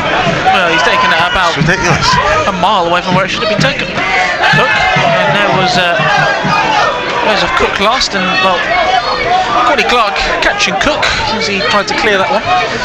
Here's Williams. Clark carries it over, looking for Bamba. Clark remains down as Jordan Dye just has to take it out for a throw. It's just getting a bit scrappy, isn't it?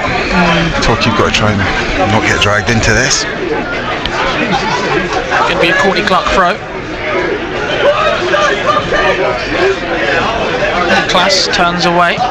Looks to cross it in for Alexander, cleared away by the girls. Bird carry it back in towards Brad Barrett. Quick.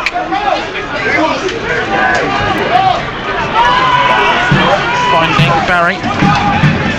A goal down in Cornwall, 3-year-old side there, Grits. Truro 1, Hampton Richmond Borough 0.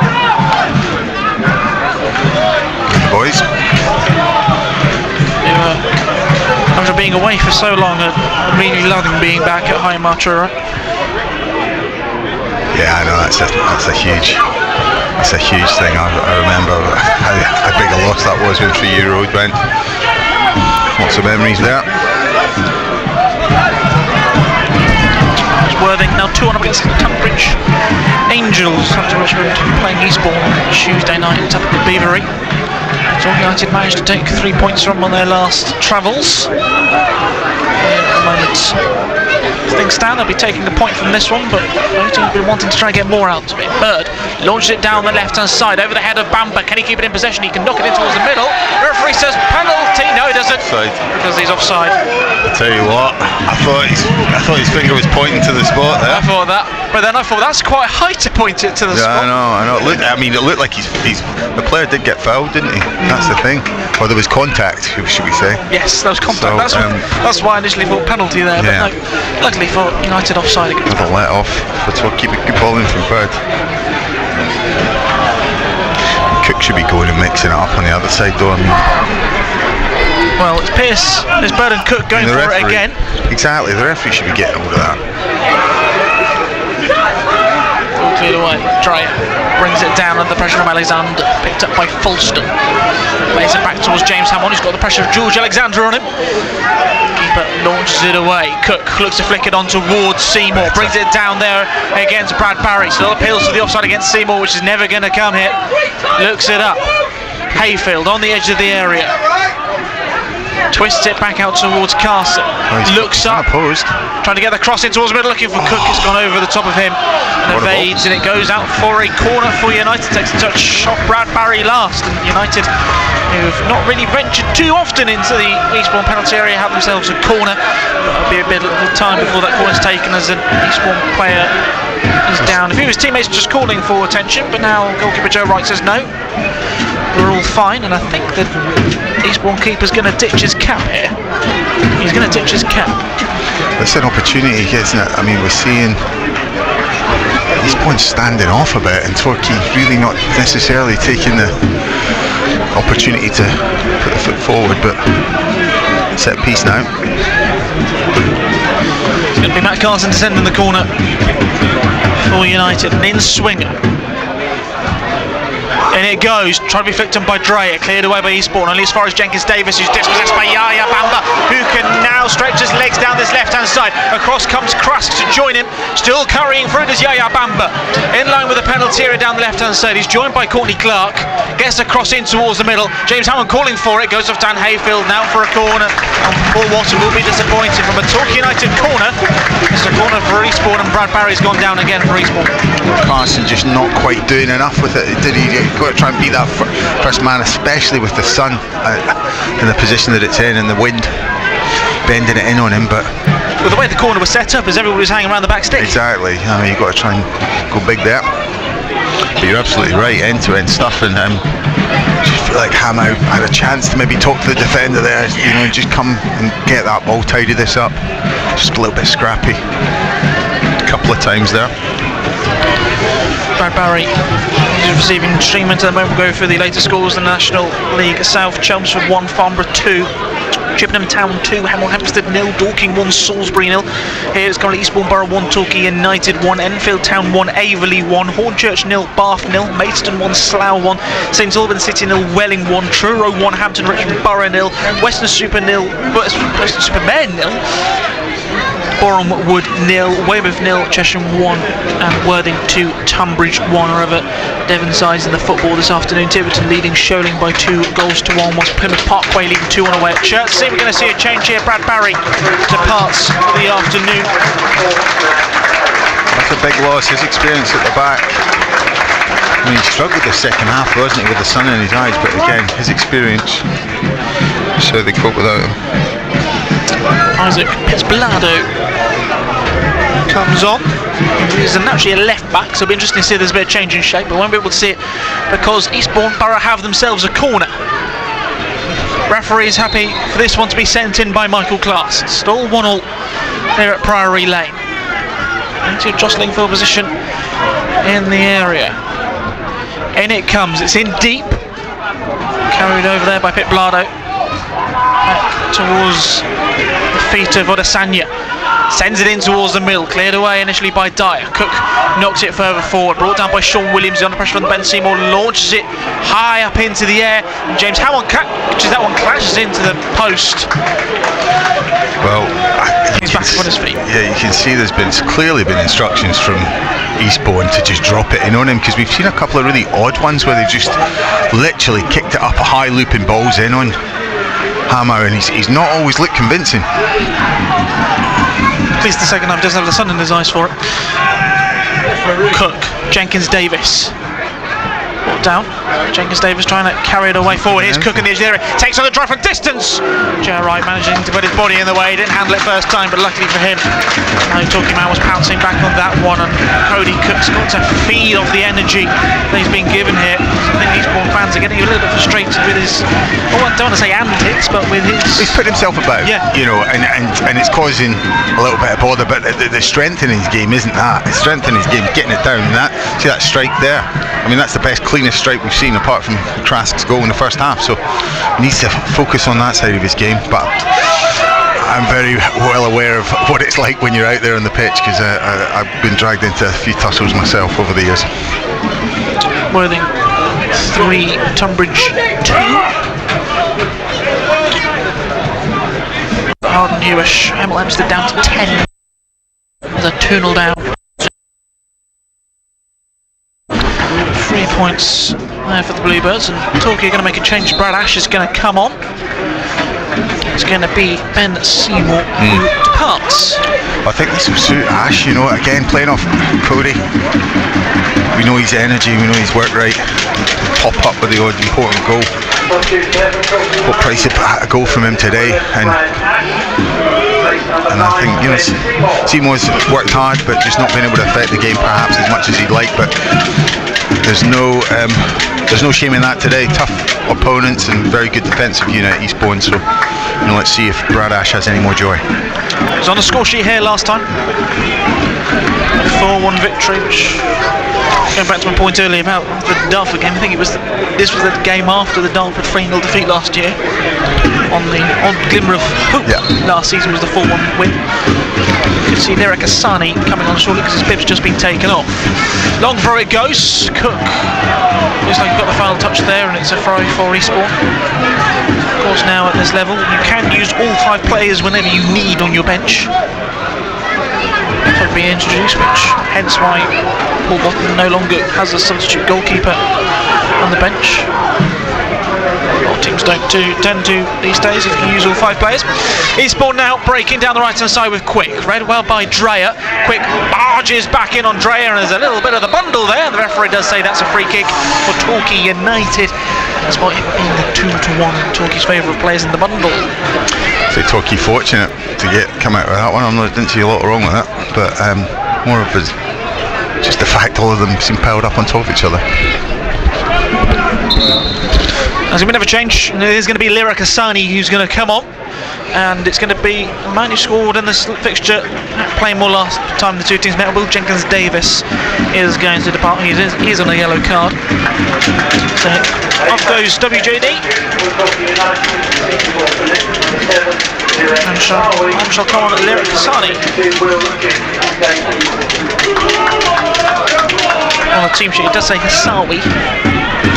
You did point out to me at the start, Harry, and I said we'll cross that bridge, and we are crossing that bridge right now, so I appreciate your presence.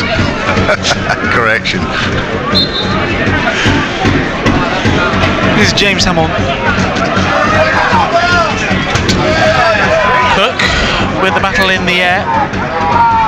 Still got 25 minutes, so this one to try and find a goal. Good tackle. We'll let you start thinking about man of the match nominations, but still a long way to go in this one.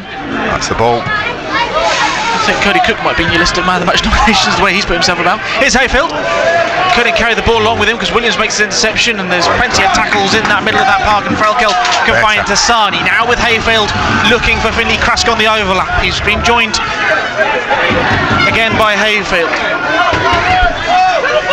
carry it forward. Dyer sends it in towards the middle. It's brought down there by the Eastbourne man. It's now with Michael Glass, who will send it long, looking for Yaya Bamba. Under the pressure from Jay Forstner, who managed to wrap his leg around Bamba to go and hook it out towards Jordan Dyer. Now with Krask in the middle to Hayfield. Ball over the top by Dyer. As the Yellow Army taking up their extra level. Williams like to touch in towards the feet of Sanya. Now with Isaac Pitblado. I'm just looking at it here.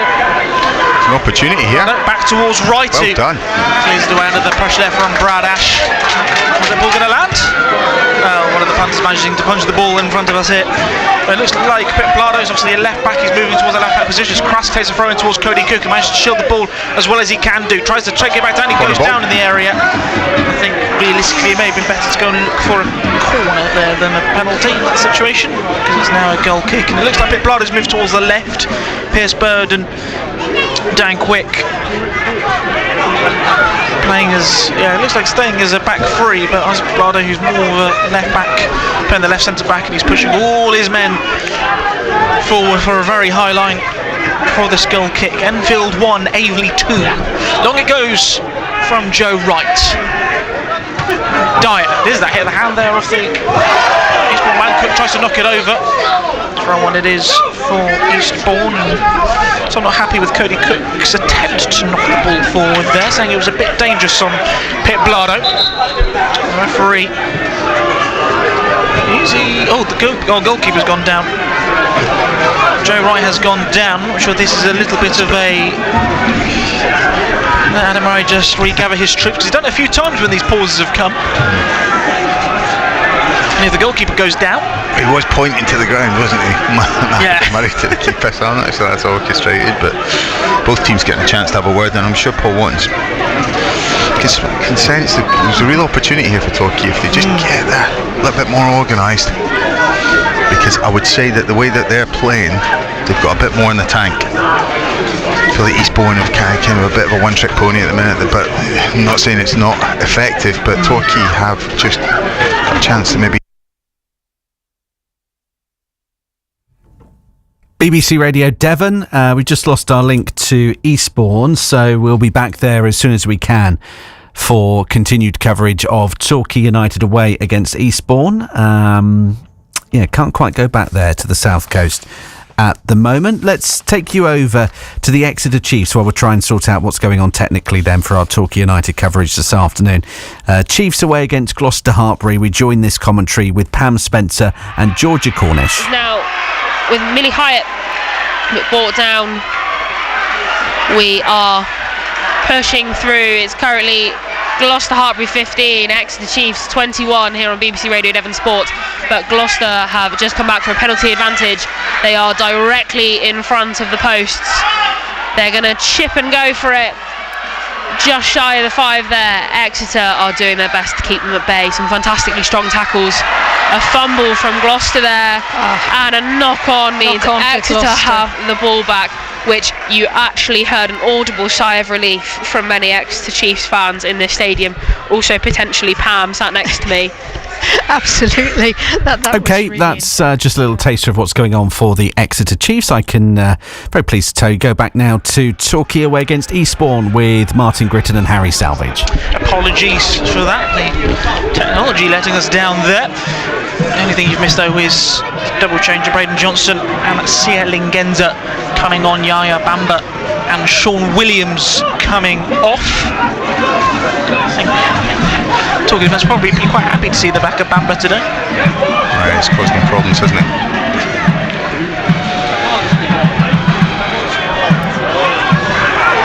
Well done, Brad Ash. Here's Ash, plays it towards Cody Cook. Can he get a shot away? No, he can't. Pitblado managed to get there in front, and Pitblado very smartly managing to get his clearance off Cody Cook, and there's just a little bit more pace there. Yeah. Could have been a goal then, full 2 and Aveley 2. Great stuff from Brad Ash. Got a lovely weighted pass into Cody Cook. You feel like just a little bit leggy after having to play so long in this game and just falling differently. But yeah, good play, good link-up play from Torquay. 1-1 with 20 minutes left on the clock, and you feel that little moment in the game where Joe Wright was receiving treatment. He is fine, by the way. Sort of seems like that was a push. It seems like it was the turning of the page to the dramatic climax of this game. They tend to open up to artificial pitches, and even though Torquay seems to have a little bit more of the swing of the pendulum in their favour, got to be careful. Yep. Don't get caught out by it. Asani. Carson tries to turn away. Takes a touch off the Eastbourne man last. Easton 1, Slough 1. Truro 2, Hampton and Richmond Borough 0.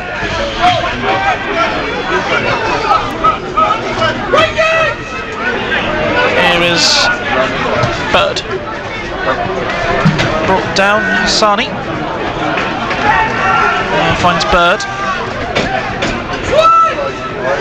Carson missing the challenge. Ball switched out towards the left hand side towards Braden Johnson. He can't get that one.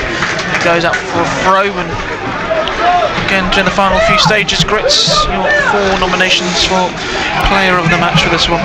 Well, I've been impressed with obviously Finlay Crass goal. That puts him right up there. But I've thought Threlkeld's been great in midfield, been very calming, used the ball well. We've seen good playing from out wide from Matt Carson, because his delivery, laying left foot's been good. And I would genuinely say Dan Hayfield's been quite composed when he's been on the ball too. So some good displays, but Crass goal probably edging it for me at the moment. Murray wanting a throw in Easley's favour so much, he grabbed hold of the ball trying to give it to his player when London had already given it in Torquay's favour. Hayfield opened up, now finds Dreyer, who can outset it towards the sun. He's dropped back a little bit. Carson found there by Colston, but the pass is wrong for a goal kick. Again, commentators curse on Carson just there, didn't I? Let's just saying how well he's done with the ball, but no, I think he's been a threat on the left hand side. And Ash again just looking to kind of capitalise in behind. Torquay looking dangerous here, but the referee's just going to talk here to Adam Murray. I think it was for holding the ball up there when it wasn't their ball. I think it's just one more. Away from a yellow card. So a great stat this week. Steve Evans apparently is the most booked person in League One this season as the Rotherham manager. Give me a stat that does not surprise me, Harry.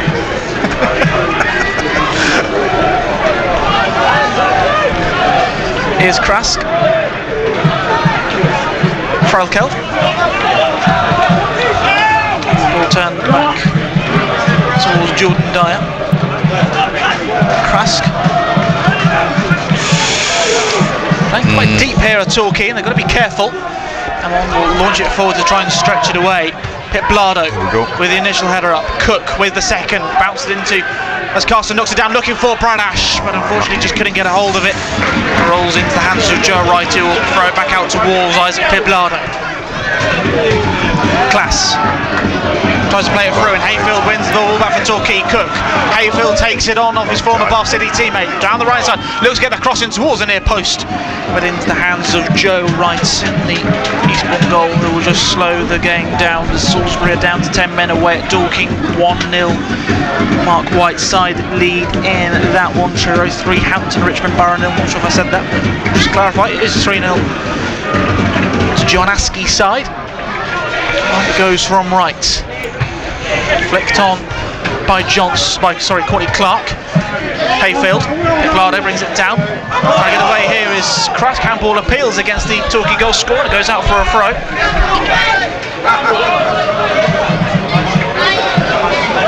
That's a big good point. Omar Musso is going to come on. Yep. I think they wanted to make the change a bit. I think Musso thought it was going to be a bit later. I think Cody, I'm just trying to look at who's Hayfield. Yeah. Krask. And Murray wanting his players up a bit higher. Nice. Krask tries to send it over. He's in here. Is Ash is going to keep it in play? He does. Bounced in towards his favour. Ash gets across in low, blocked there by Pierce Bird. Has it gone off Bird last? It's going to have players. It's been a handball. The referee says none of those, even though it was all three. Ball brought down. Hayfield lost it back over. Nobody is there. Falls out towards Hassani, who brings it down. Plays out towards Hayfield, who can send it now out towards Sam Dreyer. Sorry, Falston should I say. Here's Hassani. Tries to poke it through, but it's brought down and cleared away by Dan Quick, looking for Saya Lingenza. Header one by Dyer, brought down poorly from Wadesanya, who then launched it forward, clattered into there by Lyra Hassani. Free kick here, and he's got back up quite quickly. Has Wadesanya. There will be a change for the goals, and Hassani's going to go in the book, and Omar Musa's going to go and replace Matt Carson. Hope that made sense.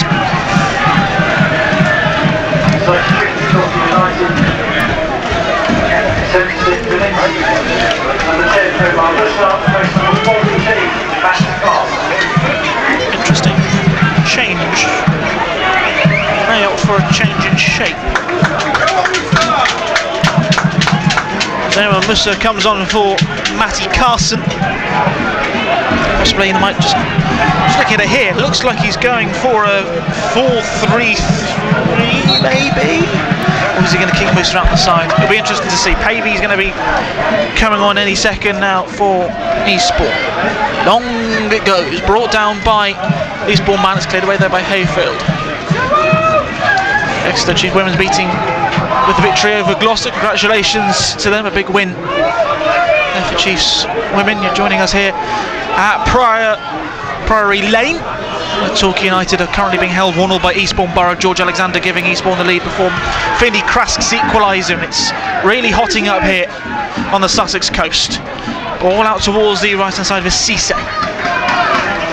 Plays it back to Pierce Bird. Long looking down the left hand side, looking there for Courtney Clark. Back now with class.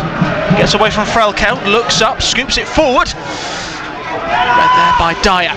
Brought down though, it's poorly there. Does Alexander put his arm out there? Well, seems clear as day. He used his arm to bring the ball down. It's cleared away there by Torquay United. Hassani brings it down. Musa under the pressure there from Quick. Quick dispossesses the Burundi international, and the referee says that's a foul, despite Quick tumbling. But under the pressure from Musa, the referee says that's a free kick, and Anthony Pavey is going to arrive onto the field of play. He is going to come on for Michael Klass. Musa just not quite at the pace of the game a couple of times there. He's just been a little bit short to the ball, and it's cost Torquay a free kick here in a really dangerous area for Eastbourne.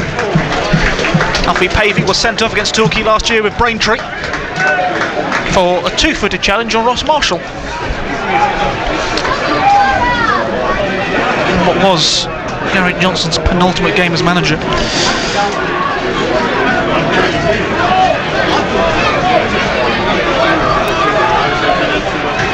He's one of a free kick, and it's in shooting territory. Maybe it's far enough out so you can dip it over, but maybe too far to punish Hammond. But it'll be interesting to see what they do here. Scoops it over the top, and Omosa, who conceded the free kick, manages to hook it away initially. It's better. Hayfield and Lingenza both jumping up for it. Musa trying to scramble away from it. It's now picked up by Pradash, and Omar Musa drives away, looking to get over the halfway line. He's blocked by Pierce, but he's still going with it. Being squeezed out towards the left hand side, and it goes off the United number 10. Last out for a throw on for Salisbury as we're entering into the final. Salisbury for Eastbourne. Where did I say Salisbury for? That's in a couple of weeks. That's bonfire night. Here's Pierce Bird. Looks up towards Quick, who looks forward in towards Lingenza. Back over the top, and now with Bird. He sends that long out towards the right hand side, brought down by Cisse. Takes on Omar Musa. Plays it back into Dominic Odesanya. Quick. Back into Odesanya. Scoops it up in towards the penalty area. Brought down by Pavey. The flag goes up for the offside flag. Onto the Eastbourne number 19, Dorking 2, Salisbury 0. There's you mentioned the Salisbury.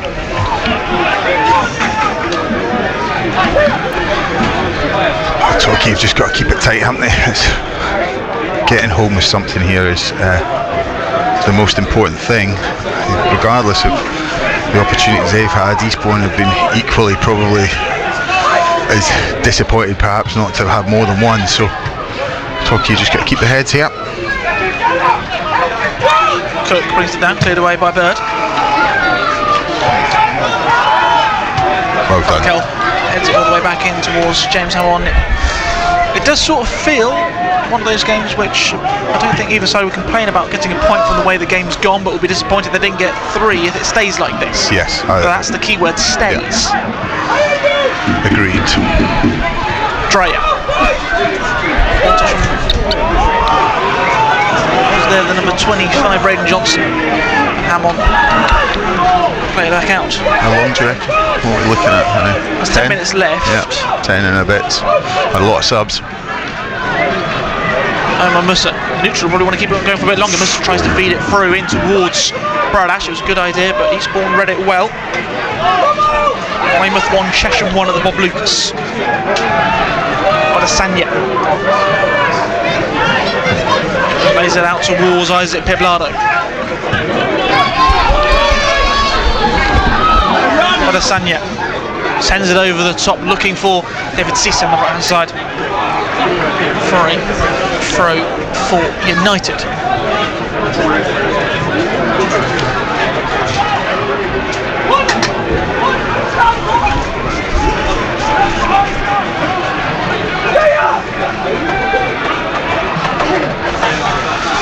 Long throw from the Gulls.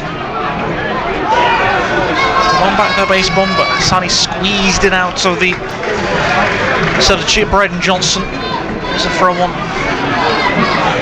for Torquay. As the ball gets reclaimed. If we do get a pause on play, I'll tell you a funny story about a ball going out of a ground I heard the other day. Ball by Bird, Hayfield. Frelkent looking to feed it all the way forward.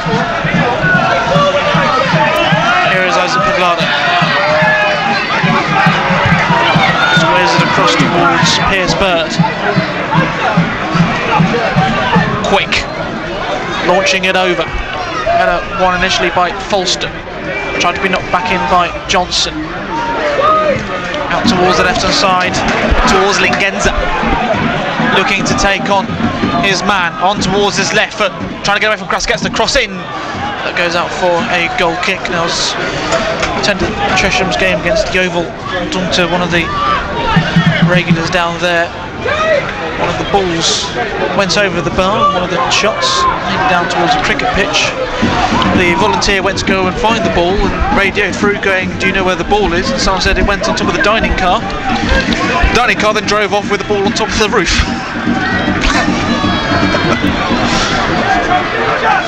There's one ball lost there. That's better. Oh, Brad Ash got to get a bit tighter than that. Handball appeals against Pierce Bird, who's sort of turning into Torquay's pantomime villain today. For him, Cody Cook's wrestling match hasn't continued so much as battle past Bird. Here's Peblado. Omar Musa tries to knock it back in towards the path, but Seymour's not there. Well, Seymour's definitely not there because he's been substituted off. Ash wasn't in position there because he was offside, and Cook wasn't really in the position to get into gear. Salisbury with a goal back against Dorking 2-1. There, long it goes from right. Header up from Dre, who brings it down. Hayfield sends it over the top, looking for a Brad Ash in the channel. He's joined by Peblado, who will have to knock it out for a throw. United can push the figures forward. Yeah, let's get the tempo up. Let's see it. They're setting up for a long throw, but no decency for it. The opportunities here. The game has really gone flat, and Torquay are looking the sharper of the two. Tivy 3, Sholing 2 and Parkway leading 2-1 away at 10-man Chertsey. Any other games in the 7th Premier South or on Devon sides. It's a poor touch from Omar Musa, who's just really not got into gear today. No, I think Paul Wharton might have some choice words. The players that have come on, you know, not done badly, but you've got real opportunity here. I mean, Eastbourne looking tired. Torquay being the team to try and get it down. They're giving it the ball back regularly, so Torquay have had plenty of possession. Ball forward by Braden Johnson. Pressure from Linganzi there was Dreyer, knocked back towards James Hammond as he launches that one forward. Quick, under the pressure from Omar Musa. Musa manages to get in front of his man. It's been hooked away and out for a throw now for Torquay. That's some great work there for Omar Musa. That's better, a bit of urgency now. Come on, Torquay. Here's Hassani. Frelkeld. Back to Hassani. There you go. Oh, keep going. Through there. You say keep going there. I think David Cisse was sort of in the way. No, he's played it round the corner. Of course, that's the only ball he's got on. Pulled up by Dreyer, by Dyer. Dreyer is down. One down, get their names wrong. Sent forward. Hooked up by Bird. Back of his feet is Dreyer. Well done. Hassani nicks the ball of his man, dancing through. Hassani tries to find Musa on the edge of the area, tries to play it through towards Hayfield. Still going on Musa. In the edge of the area. Musa with a drive. But the Eastbourne players have put their bodies in the line. It's out for a corner. Better from Torquay. A little bit of urgency. Ball fell from, didn't it? And Musa again putting himself about a little bit there, but Salwi doing really well there. You feel like if it just opened up from he would have been the one taking the shot, but good defending from Eastbourne in the end. Big chance for Torquay now. Quality ball in. Pierce Bird is now on his haunches at the moment. We're just trying to slow the tempo of this down. Hassani is going to take this corner for Frelkeld. Just having a quick word with the bench. Referee happy to go. In comes the corner from Hassani. It's in deep towards Maxic Dreyer, knocks it back in towards the middle. Can it be hooked down? It's bounced down. Oh, it's nearly fell perfectly there to Fulston. Bristol, possession of the goals. Here's Hassani. Dinks it in deep, looking for Dreyer. Knocks it back in towards the middle. No one's there. Brought down. There twice. Cleared away by Quick. Well done. Retained though by Oscar Frelkeld. Musa turns away onto his right foot. Gets the cross in towards the middle, but straight into the hands of Joe right there by the man capped by the Burundi national team. Musa's done everything right there, apart from he's gone for the shot rather than whip it, you know. That's the one, just put it back in the mixer there. Especially when you got Cody Cook, one of the best players at this level. Yeah. Seen him do it time and time again for Bath. Dreyer there though, Dreyer did brilliantly, back stick, done exactly what was asked of him. Put the ball. Ball done by Lingenza, knocks it back to Pip Blado. Dyer looks hurt. Down the right hand side in towards the feet of Alexander, who brings it down, but the flag goes up for offside. Dyer's gone down. I think he's either got a dead leg or a bit of cramp. Well, big tackle from him. It was a hamstring injury which has kept out since Farnborough. You just think, is Ollie Tomlinson just going to come on just to not put some fear in Dyer? He's had 10 days of training. Yeah, don't take a risk. If I was Watts, when you've got the substitution, I would not risk it with Dyer. Have you got any more subs to There's a change in the league. You can use all 5 subs whenever you want. Yeah. And it's got Tomlinson, so it's not like he's putting square pegs in round holes. What's he loath to change it, but I'm not sure what he's gone for there. Oh, he's just gone for a wee gel pack. Long goes from Hammond. Frelkeld. Oh, he's caught late. It's Oscar Frelkeld. And the yellow card. Just the yellow card there for Braden Johnson. I think that's right. He's not going in to hurt him. Frelkeld's just got there a bit quicker, and I'm pretty sure Oscar will be alright, yeah. He's dangled one, but it's not. He's not left his foot in, is he?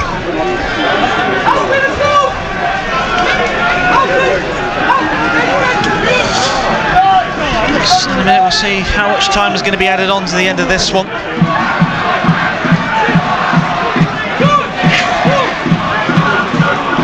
Miles has come over to see Frelkeld. Frelkeld is okay to continue on. Talking out to have a free kick. They can hang it into the penalty area. See if Cook, Dyer, Dreyer, even Jay Fulston. As I say, that he runs away from the scene. It's a good chance here though. Again, just drop it in. The reason why Fulston's not going to be on the end of this one, because he's going to come over and take it. Referee happy for United to take this free kick. It's going to be Fulston inside the Eastbourne half. Scoops it short. Musa tries to flick it on, brought down and cleared away by Pierce Bird. Alexander trying to scramble away. Hassani. He's got option out on the left hand side if he wants it. He's found it in Brad Ash. Musa's on the edge of the area. Hassani.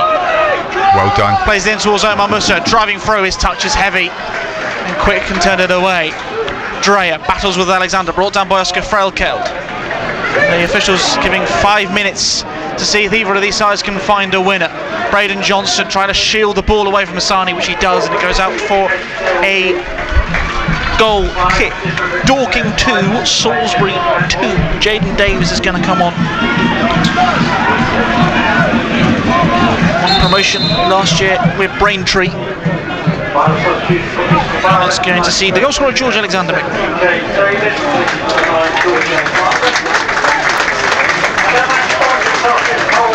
Chippenham 3, Hemel Hempstead 0. Here's George Alexander, who's been given the Man of the Match award by the sponsors of the hosts. Truro City 3, Hampton Richmond Borough 0 is our first full time in the National League South this afternoon. Long it goes from right. Bit of the backspin on that one. Hassani wins the initial header. Ash Little will shove it back by Cisse. The referee says foul against the Torquay number 11. There's another chance to send the ball into the penalty area. Just take your time, set it up right. This is a Torquay can control this now.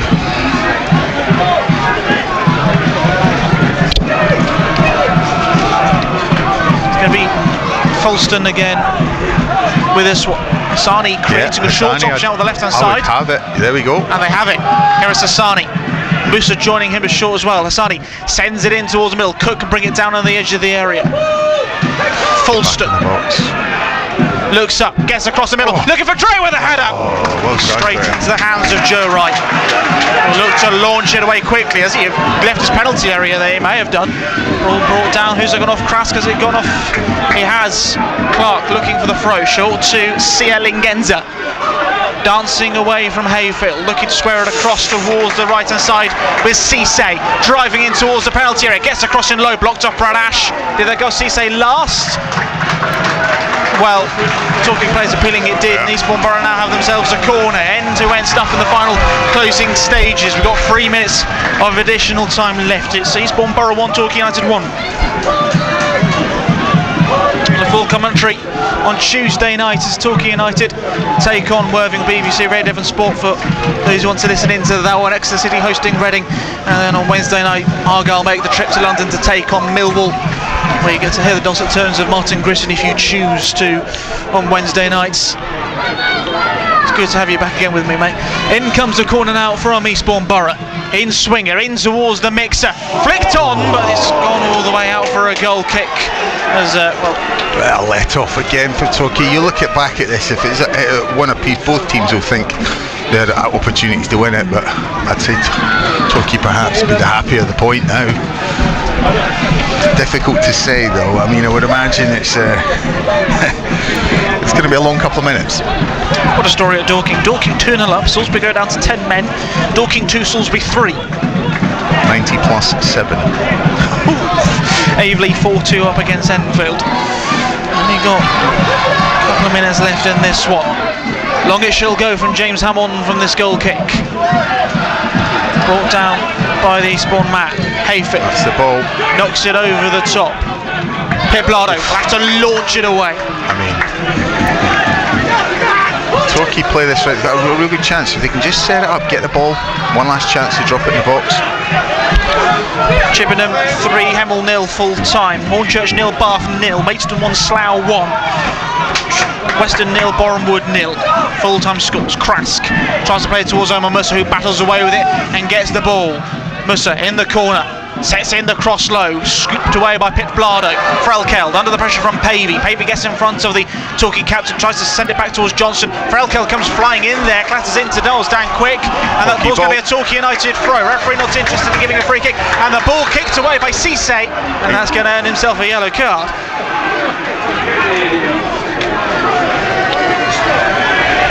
Sportsman-like, I think.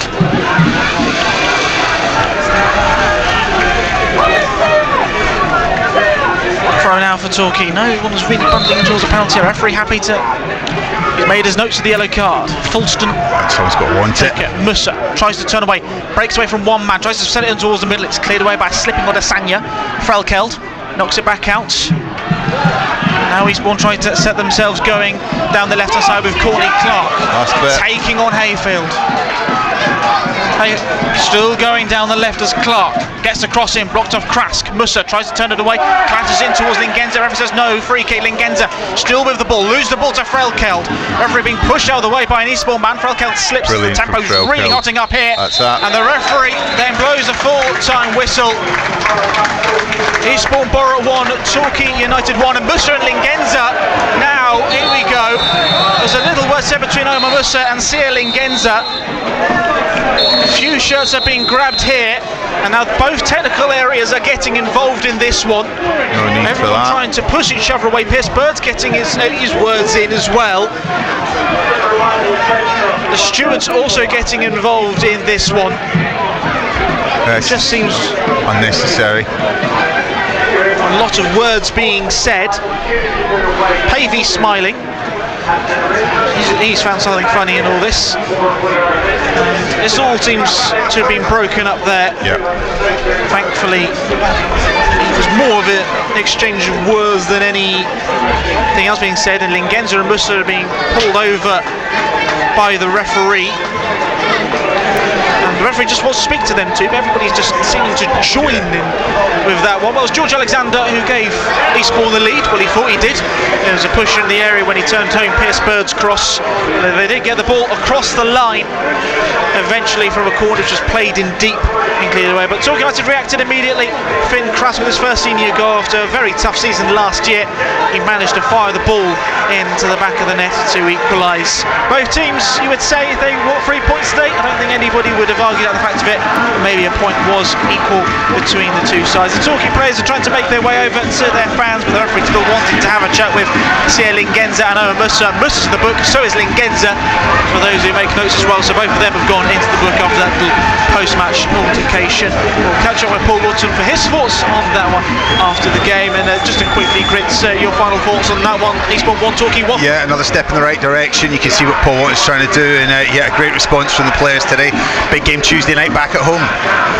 Yeah, at home on Tuesday nights, where Torquay United will be taking on Worthing, Jed Penworthy and Dave Thomas will take you through that one. There's so much sport next week to look forward to, with all the three major footballing sides in action during the week, so do listen in on that. Thank you for joining us this afternoon. Thank you, Grits. Lovely to see you again, mate. As it finishes here at Priory Lane, Eastbourne Borough 1, Torquay United 1.